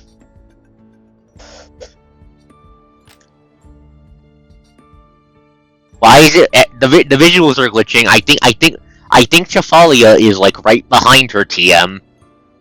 I want to answer all questions as my true self. 172 time nodes need to be changed. The crack seems to have grown a bit. Why does it looks like it has arms? I don't like that. Friends. I want to be like everyone else and not a monkey in a zoo to be stared at. 392 time nodes need to be changed. But these are still ordinary lives that people in peaceful times have had. They're not grand enough to be wished. I want to be a pop star. Oh hey, that's one of her skins. Lamia, the superstar's latest single, Abyssal Amenity. The cover, wow, it's breathtaking. Lamia! The observer in the corridor sees the danger shielded by these wishes. I want to be a knowledgeable teacher so that the best of students will humbly seek my advice. The skin is semi-canon! The observer knows that these are the consequences of tampering of time, and that she will tear... Oh, is it actually fucking with time? She will tear the world apart if she doesn't stop. I want to be an almighty philanthropist. Everyone is in need of the conservation area. Thanks you for your selfless kindness. Please do allow us to make a game based on beautiful bodies going to last for years to come alongside your name. Want to be more powerful than Alpha. Good luck. This is the power bestowed upon me by the monastery of purity Gabriel. The caged skull reflects the mermaid's bleak figure. Master, you have arrived. Wakened by the rift, punishing pervades the land faster than ever. No, there's more to it than that. Oh, that's a lot of punishing. Merely tolerating Cathalia and her cradle slaughterhouse to appear in this world will drown it in a crimson flood. The tragedy of the Puglia Forest Park is about to be repeated manyfold. Is this the future she hopes for? Or is it destruction led by ignorance? The mermaid, lost in wishes, remains oblivious to the danger. I'll rise above the Ascension Network and make all the agents bow before me. This planet, too, is ready to hatch. Her wishes are innocent and her daydreams commonplace.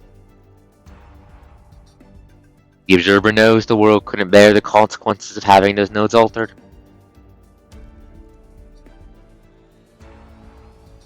And the mermaid who makes these wishes is walking down the safe corridor of the fourth dimension as he admires the countless futures illuminated by the egg. I lightly bap the dwarf. Hope is not a bad thing. Hope is not a bad thing. What is a bad thing is when dickheads like this fucking egg manipulate it. These future simulations, Lamia has lived for countless lifetimes, having all her wishes filled to the point of desirelessness. What wishes do I have left? She keeps her eyes on the dimming light of the egg and the fading mind beacon. She ponders how to make her remaining chances count. In the mirror at the end of the corridor, she sees the shadow of Atlantis. Mirror. This brings Lamia back to those times when she sat on the other side of the screen, looking at the dead, and seeing an ideal world from reality. She wants to reach out to those who are no longer there, like fishing for the reflections of stars in the ocean. Stars.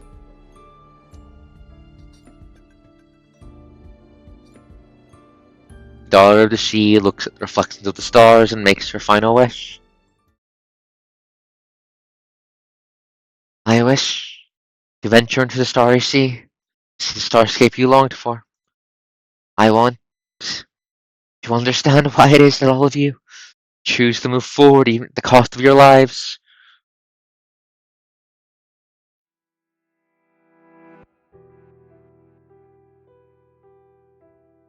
Lamia steps into the starry sky and leaves the solar system behind in the breeze.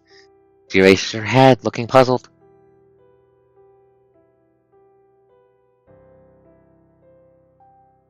To her delight, she has no trouble realizes she has no trouble traversing black holes yet to be explored by mankind. She skims distant stars, feeling for the full outline of the universe beyond human cognition. She's become nothingness and an eternal cosmic voyager. She shot all philosophical answers, and yet she doesn't know what significance these questions hold, nor what the answers mean. Jumping at her, these words are no different from a foreign language she's never studied. She's seen the answers to science and everything unknown, and yet seeing them is all she's able to do with the answers. Existing beyond the darkness and struggles of the cave perennially, these unknowns remain a puzzle to her, so much she isn't even aware of them. She embarks on an endless journey, throughout which she imbibes the stars and the seas. Long period of bewilderment, she finally comes to grips with the meaning of all that could be seen in their significance. On touching the edge of the universe, darkness has clouded her mind begins to fade. The mermaid, dancing among the stars, looks back and laughs at the wishes she has just made. Singing, earning people's respect, in the vast universe, desire seems so petty to be the point of laughable.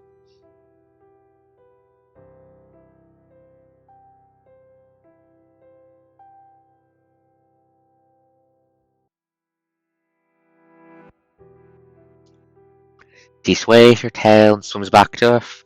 She plucks the moon in the breeze and toys with it in her hands. Earth is hit with tides that swallow the land, sinking Atlantis, a place she once held dear, to the bottom of the sea. The few remaining souls vanish beneath the sudden tide, their suffocating cries failing to reach her ears before Mother devours them all.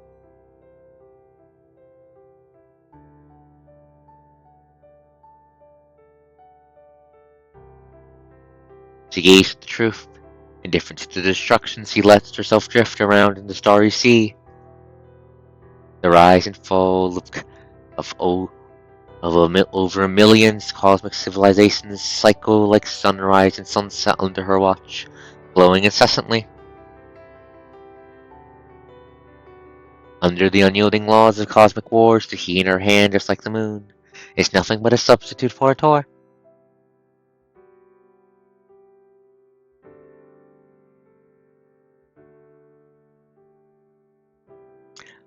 Time flowing ever faster, erases the countless years and ages, turning Lamia as silent as the stars themselves.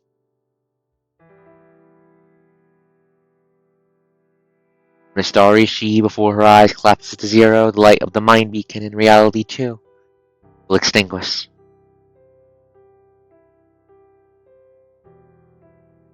Time's up! She gazes lovingly at the universe as it reboots in the simulation, refusing to return from this immensity to a reality she knows to be dull and draining. Reality.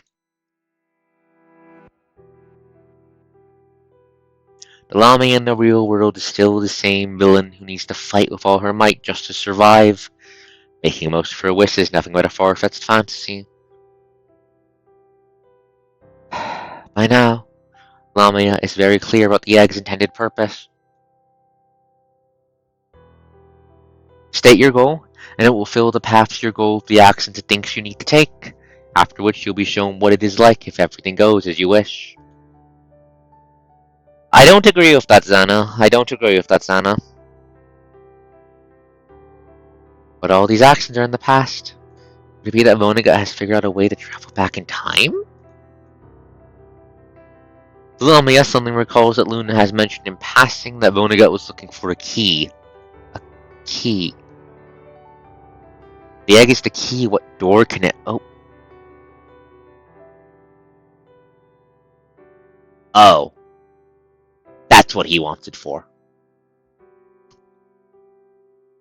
Top of the tower.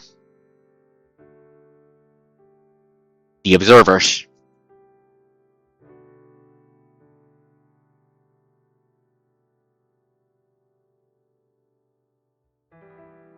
Lamia murmurs to herself, Phantoms around her immediately show her the answer of the light that remains from the mind beacon.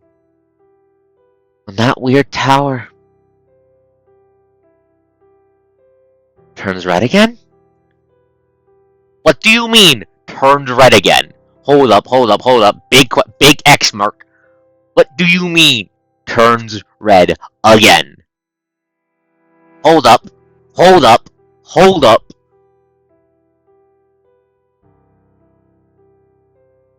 Does that mean whatever Lee did isn't going to last?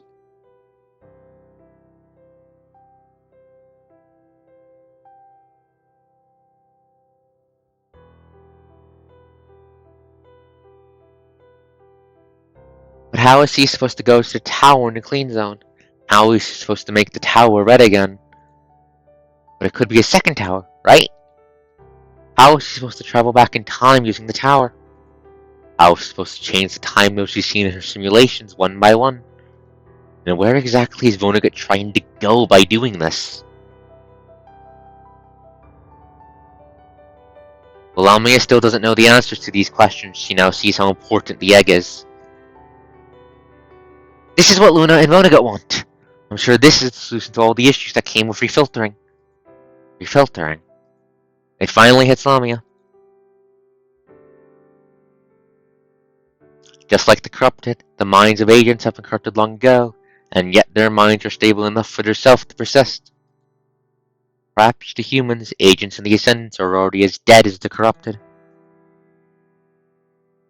Losing connection with the Ascension Network means losing oneself, which is why it's so hard to break free. Transcendents, though slightly different, are still subject to the control of Ascendants or agents. Except for Kamo, I think. The punishing inherently stores a vast amount of ownerless mind data.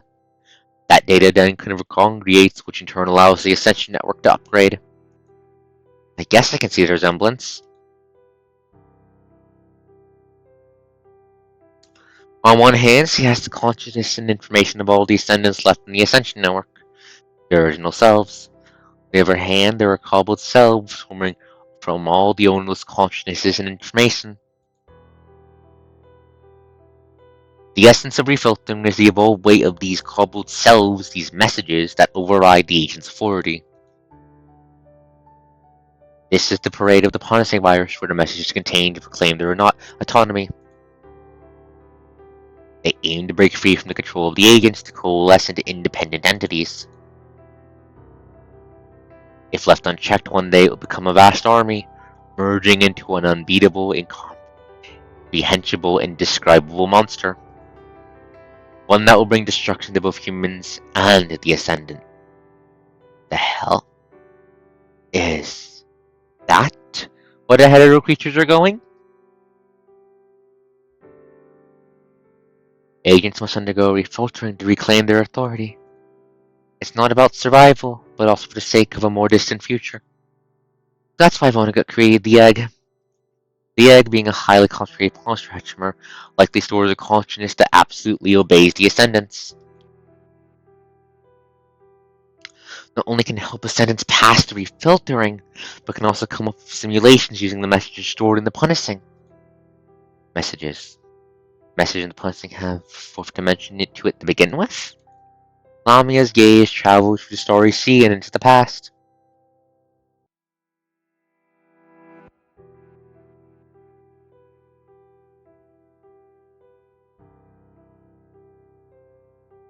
That giant hetero creature from back then was meant for creating a big enough signal tower.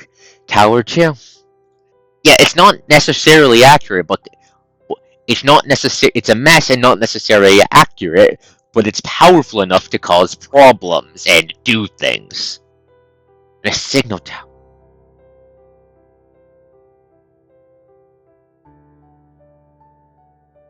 Signal tower. Future Anonymity only sent information back. And Lithos mentioned offhandedly that Vonnegut changed dramatically. I don't think matter can time travel in Punisinger even. I don't think matter can travel through time. I think only information can. Did current timeline Vonnegut get possessed by a future Vonnegut who's trying to fuck with the timeline? Is that what's going on with him? Is that what he's doing?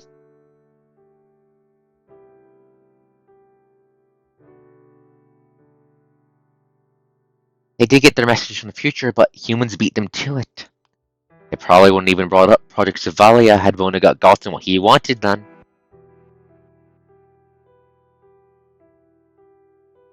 I get it now. Messages are not unlike the fire on a torch that shines through the dark, and this Lamia figures is exactly what Vonnegut is after. Same time, it also hits her. The Cathalia, who's laid the egg, is connected to doors of all sizes to begin with.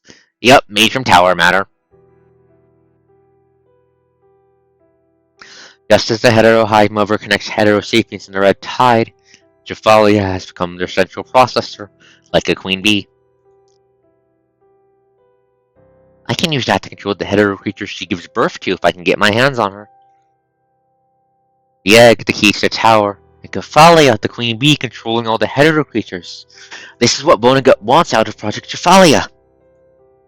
And this is pretty useful to me too. Lamia has come to grips with how to use the egg. She still hasn't quite wrapped her head around what's made Cathalia the queen bee that she is. I want to know about Cathalia. Contrary to her swelling ambition, the mind beacon is growing weaker still. Is the human severing connection, or are they about to lose consciousness? Now of all times? She sighs in resignation, having realized that her mind connection is about to end. I just need to get out of here with the egg and head for that tower. That's where my wishes have a chance to come true. Question is, how does she get out of here? Lamia knows that her mind would go berserk, which in turn would lead to her destruction if she cannot establish another mind connection that allows her to use the egg. Does that mean she has to beg the human? Is she supposed to deceive and use that person, like what all villains do? The Grey Raven Commandant. It feels reluctant, but why?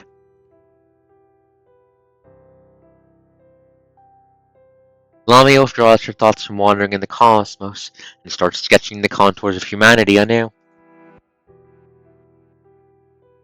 That particular human once mistook Lamia for Lillian, yet overlooked Lillian's suspected desertion and instead showed her trust. Did the Commandant do that because there's no other choice, or are there actually people willing to be kind to her? I can't believe this still bothers me so much.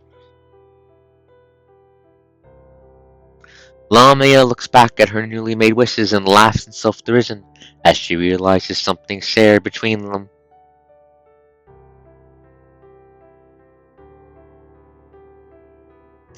Just as the people of Atlantis pursue the distant cosmos and the stars, Lamia too chases after them, after all those who step into the light out of the cave to see the real world. She longs to be as formidable as they are, to stand where they do, to see the landscapes they've seen, and to step into the very starry sky that they would sacrifice their own lives to touch. I'm done staying in that ignorant cave. As her daydreams come true in the shadows, Lamia finally understands her own true desire. Carefully holding up the key in her hands, she asks a question of her heart's desire.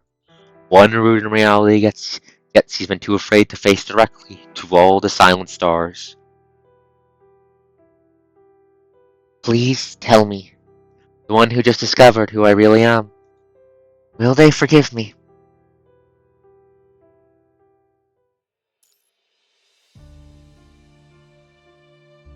That is ominous, and we're going directly into a gameplay mission.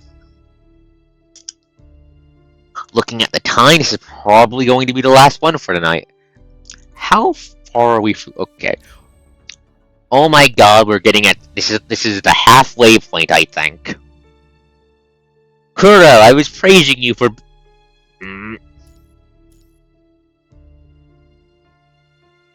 Lucia?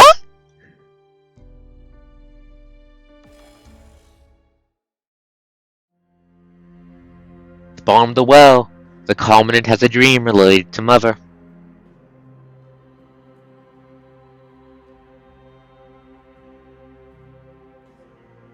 Her appearance is still that of a young girl, making her anything but a mother.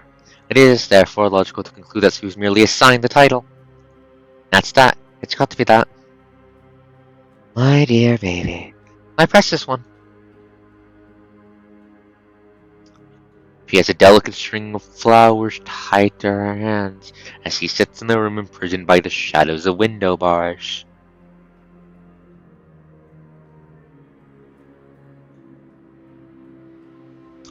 Is that a bomb collar?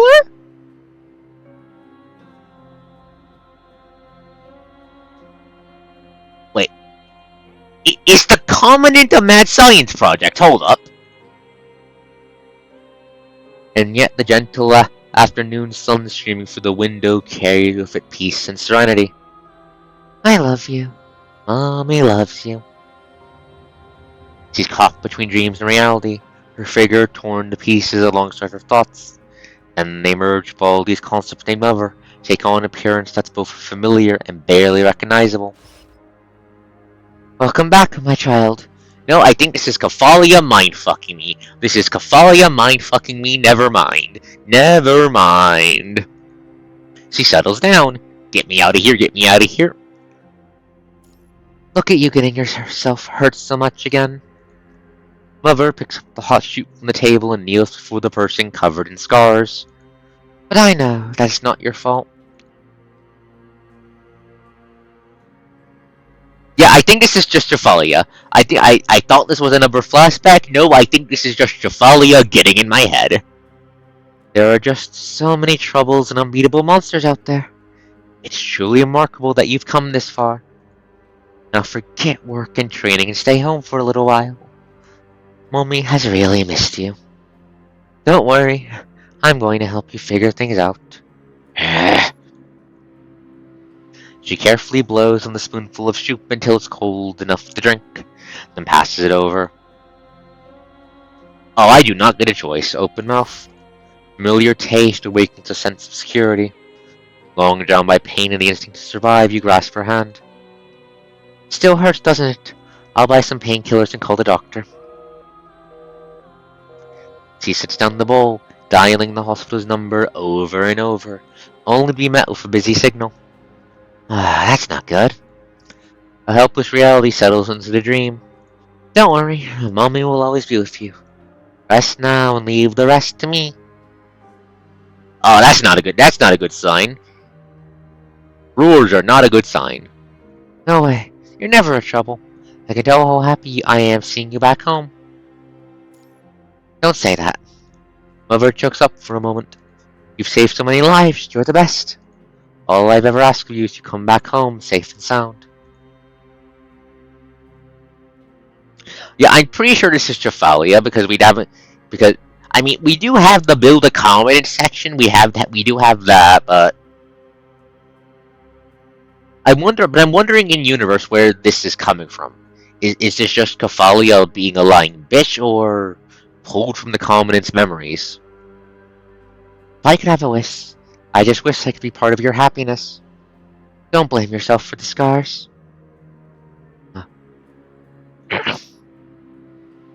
She embraces the injured child, taking on the child's pain as her own as she sobs to the wounds, her body trembling uncontrollably. She's a mother through and through. She can't imagine herself being anything other than a mother. Even so, for a child covered in wounds, this is the ideal cradle, an absolute sanctuary. It's part of the Babylonia game, Explore Babylonia side game mode, but that's like takes place way in the distant future. It's like around the time Liv gets her new frame. I've always prayed for heroes and God to protect you, to save you from peril, and to bring you back safely. The corruption of your mind beacon, the nightmares linger, dragging you into a still deeper whirlpool, putting up the mind beacon you've been holding on to with all your might.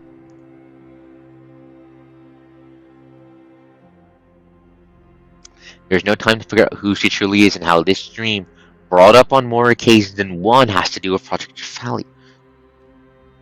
So the Commandant has had this dream repeatedly? So this isn't just Jaffalia playing games? Hold up, what does it... Wait, what? Fortunately, the painkillers and the gradually blurring consciousnesses are working together to offer you a bit of relief, saving you from the excruciating pain that's keeping you awake. When the lullaby we'd by them, you, severely injured and feverish, curl up at the bottom of the well, falling into a deep, deep sleep.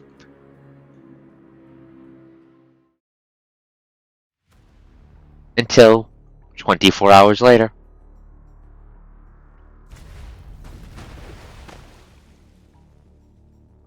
Yes, Sana?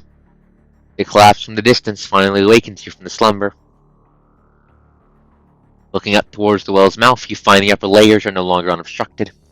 But having rested sufficiently, you feel physically replenished. Gotta give it one more try. Cautious and prepared for yet another shake in any sort of abnormality, you pick up the dagger and start climbing upwards. This time, however, the well seems as if it were dead, remaining still without any movement. As the sun reclaims the sky, this absurd paradise becomes shrouded in a new layer of chaos.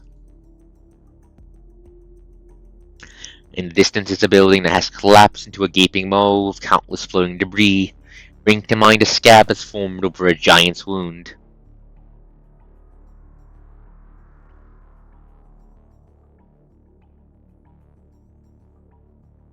She does kinda look like Femrover.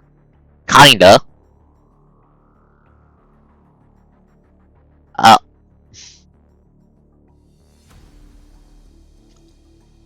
Why are you bringing that up? Where do they go next? When you look around, you see the jellyfish-like phantoms once again. Hi, little bastards, what do you want? They show no response. Huh. They liked me before. Like a school of startled fists, the phantoms swim away. Is this how they're supposed to be? Uh-oh. You hear that, Zena? That's the eldritch horror beyond all comprehension. At this moment, a woman's prolonged wail could be heard coming from the depths of this paradise. The sound immediately triggers an earthquake, causing the entire space to shake violently. These shakes felt nothing like what I've experienced in the well. The walls nearby crumble with the vibration, out of which deformed hetero creatures emerge. Oh fuck. You immediately run for it in the opposite direction, but the creatures show no intention of attacking you. Are they just trying to surround me? Just as you thought, you see them everywhere as you run. These twisted beings lack the intelligence for a full-fledged plan. There must be monsters or ascendants lurking around that are far more dangerous than these creatures. Right? Lefos. Hearing in the world, a shadow on the ceiling sets the skies and lands lightly behind the human.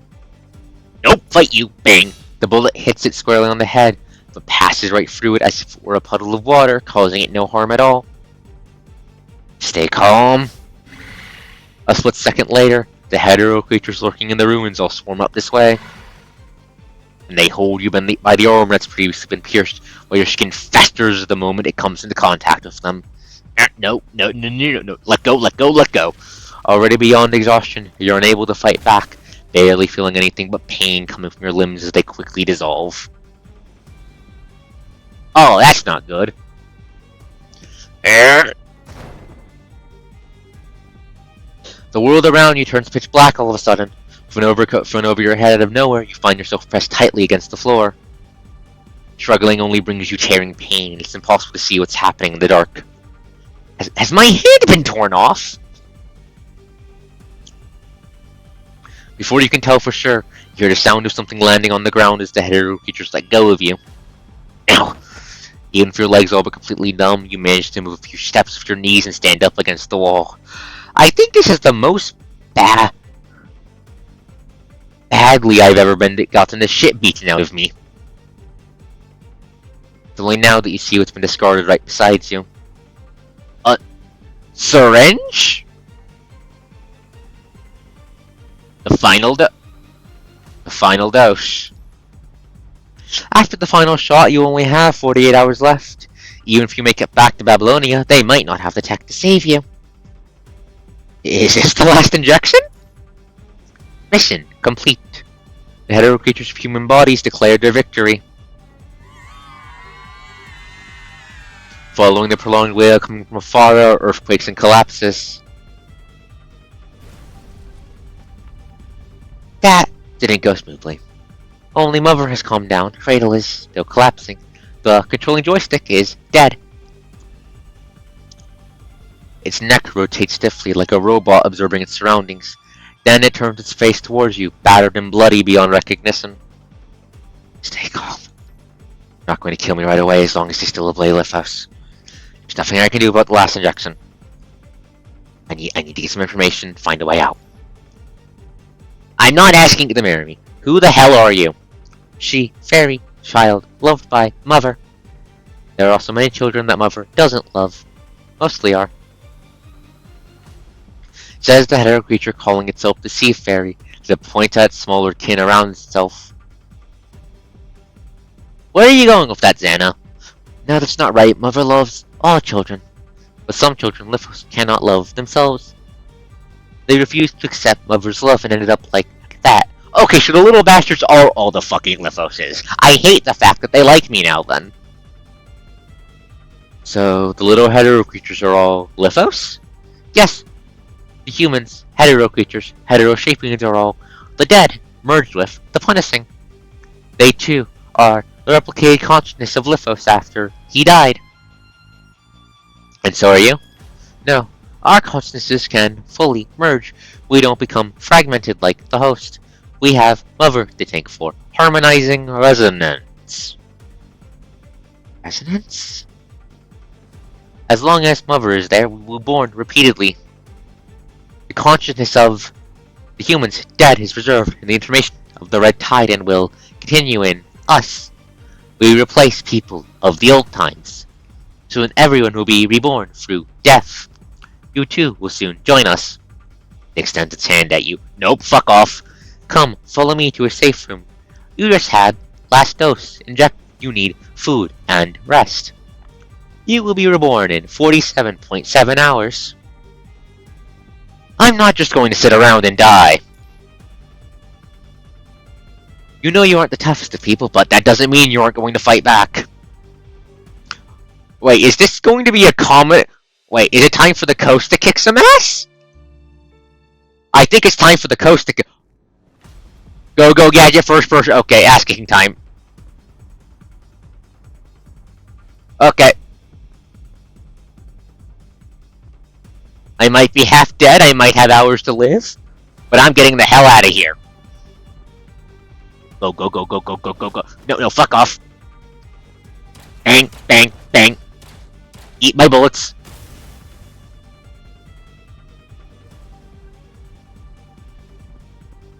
Go.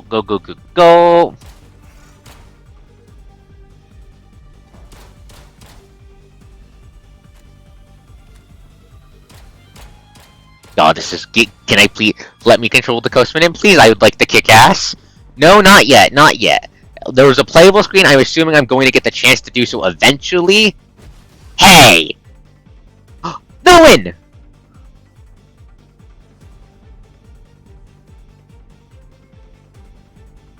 Is that the Clowen?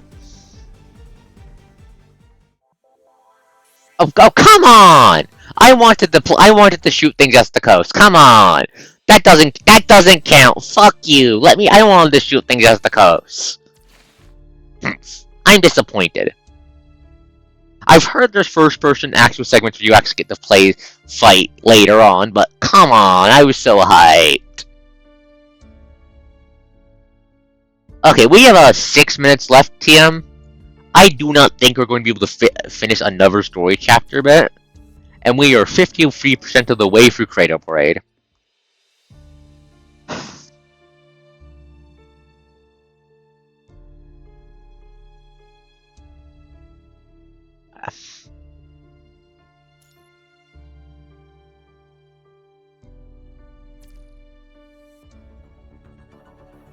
So I'm going to call it here. I'm going to call it here because we're 6 minutes out from the mark. I'm getting tired. Yeah, I have 5 minutes. This is going to be a long one. My throat is hurting a little bit, and I'm still a touch disappointed by that. So I'm going to call it here for tonight, and we're at... Does that future you envision include you? The one I hold so dear? Commandant? Yes. I am going to call it here for tonight, because I'm getting tired, my throat's starting to get complaining, all that. So I'm going to ascend to the Gap Throne. Lamia has appeared to discover the secrets to cosmic power, which is not a good thing, TM. I don't think that's going to be a good thing. Maybe. It might be if we can convince her to not do a stupid. But first, we need to get away from the horrible creatures, because the Coastman has a hem. Ford has less than 2 days to live, TM.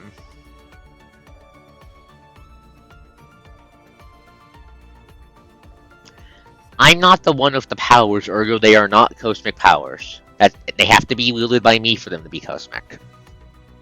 But yes, I know this is a bit early compared to like a little bit of a touch roll, but I'm gonna call it here. Here because I'm tired. So I'm a little bit tired.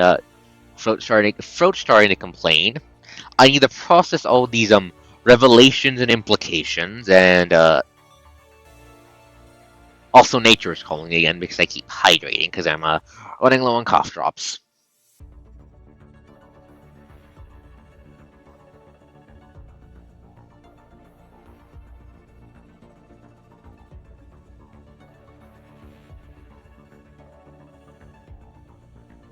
I don't have any fried chicken, but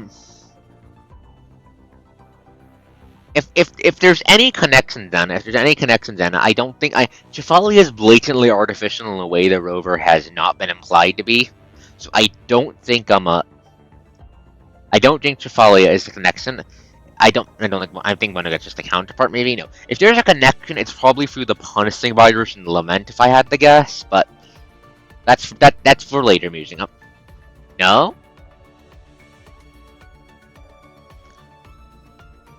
No, I'm tired and I'm hungry. What do you mean by joke?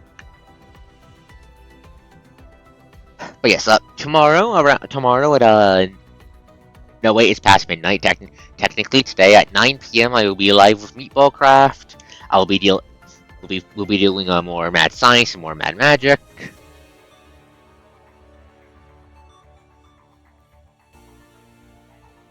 Can I unlearn that fact? I'd like to unlearn that fact.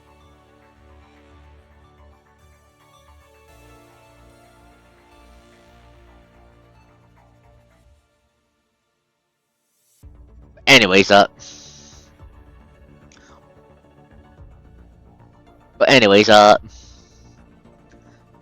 yeah, based on what we've seen with the key,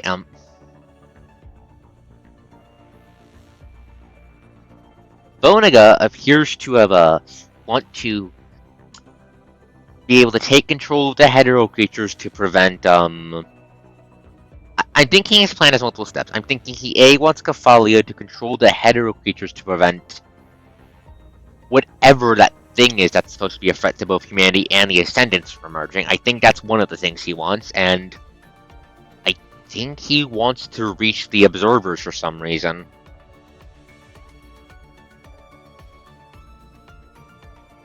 Because as from what we know of Flee from Spyro of Kronos, the only way you can reach them is to ascend to the top of the tower. The tower's been shielded shut ever since Lee did his stuff. But we just got an information that the tower's going to turn red again someday, which means it's going to open and unleash hell on Earth. I know we've been kind of brushing it off to focus on Lamia's character stuff and the overwhelming cosmic power and all that, but Babylonia is building up so much stuff in the clean zone. They want to use it as the primary foothold to take back Earth. When the tower was hostile, the punishing virus output from it was so high that I could not accompany Lee to the door because if I did, I would have liquefied.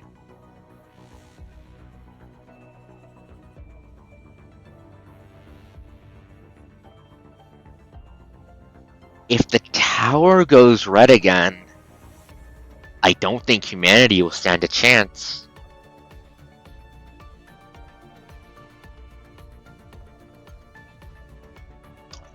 Ominous as fuck. Ominous as fuck. It seems like just the deeper lookings we get into how shit works, the more and more it just turns up cosmic fucking horror. Yeah. Next time I'm live will be Meatball Craft, and then that will be the end of the streaming week because I have not missed a stream this week. This is ArkosDawn, the coast does the most. Signing off. See you guys next time. Bye!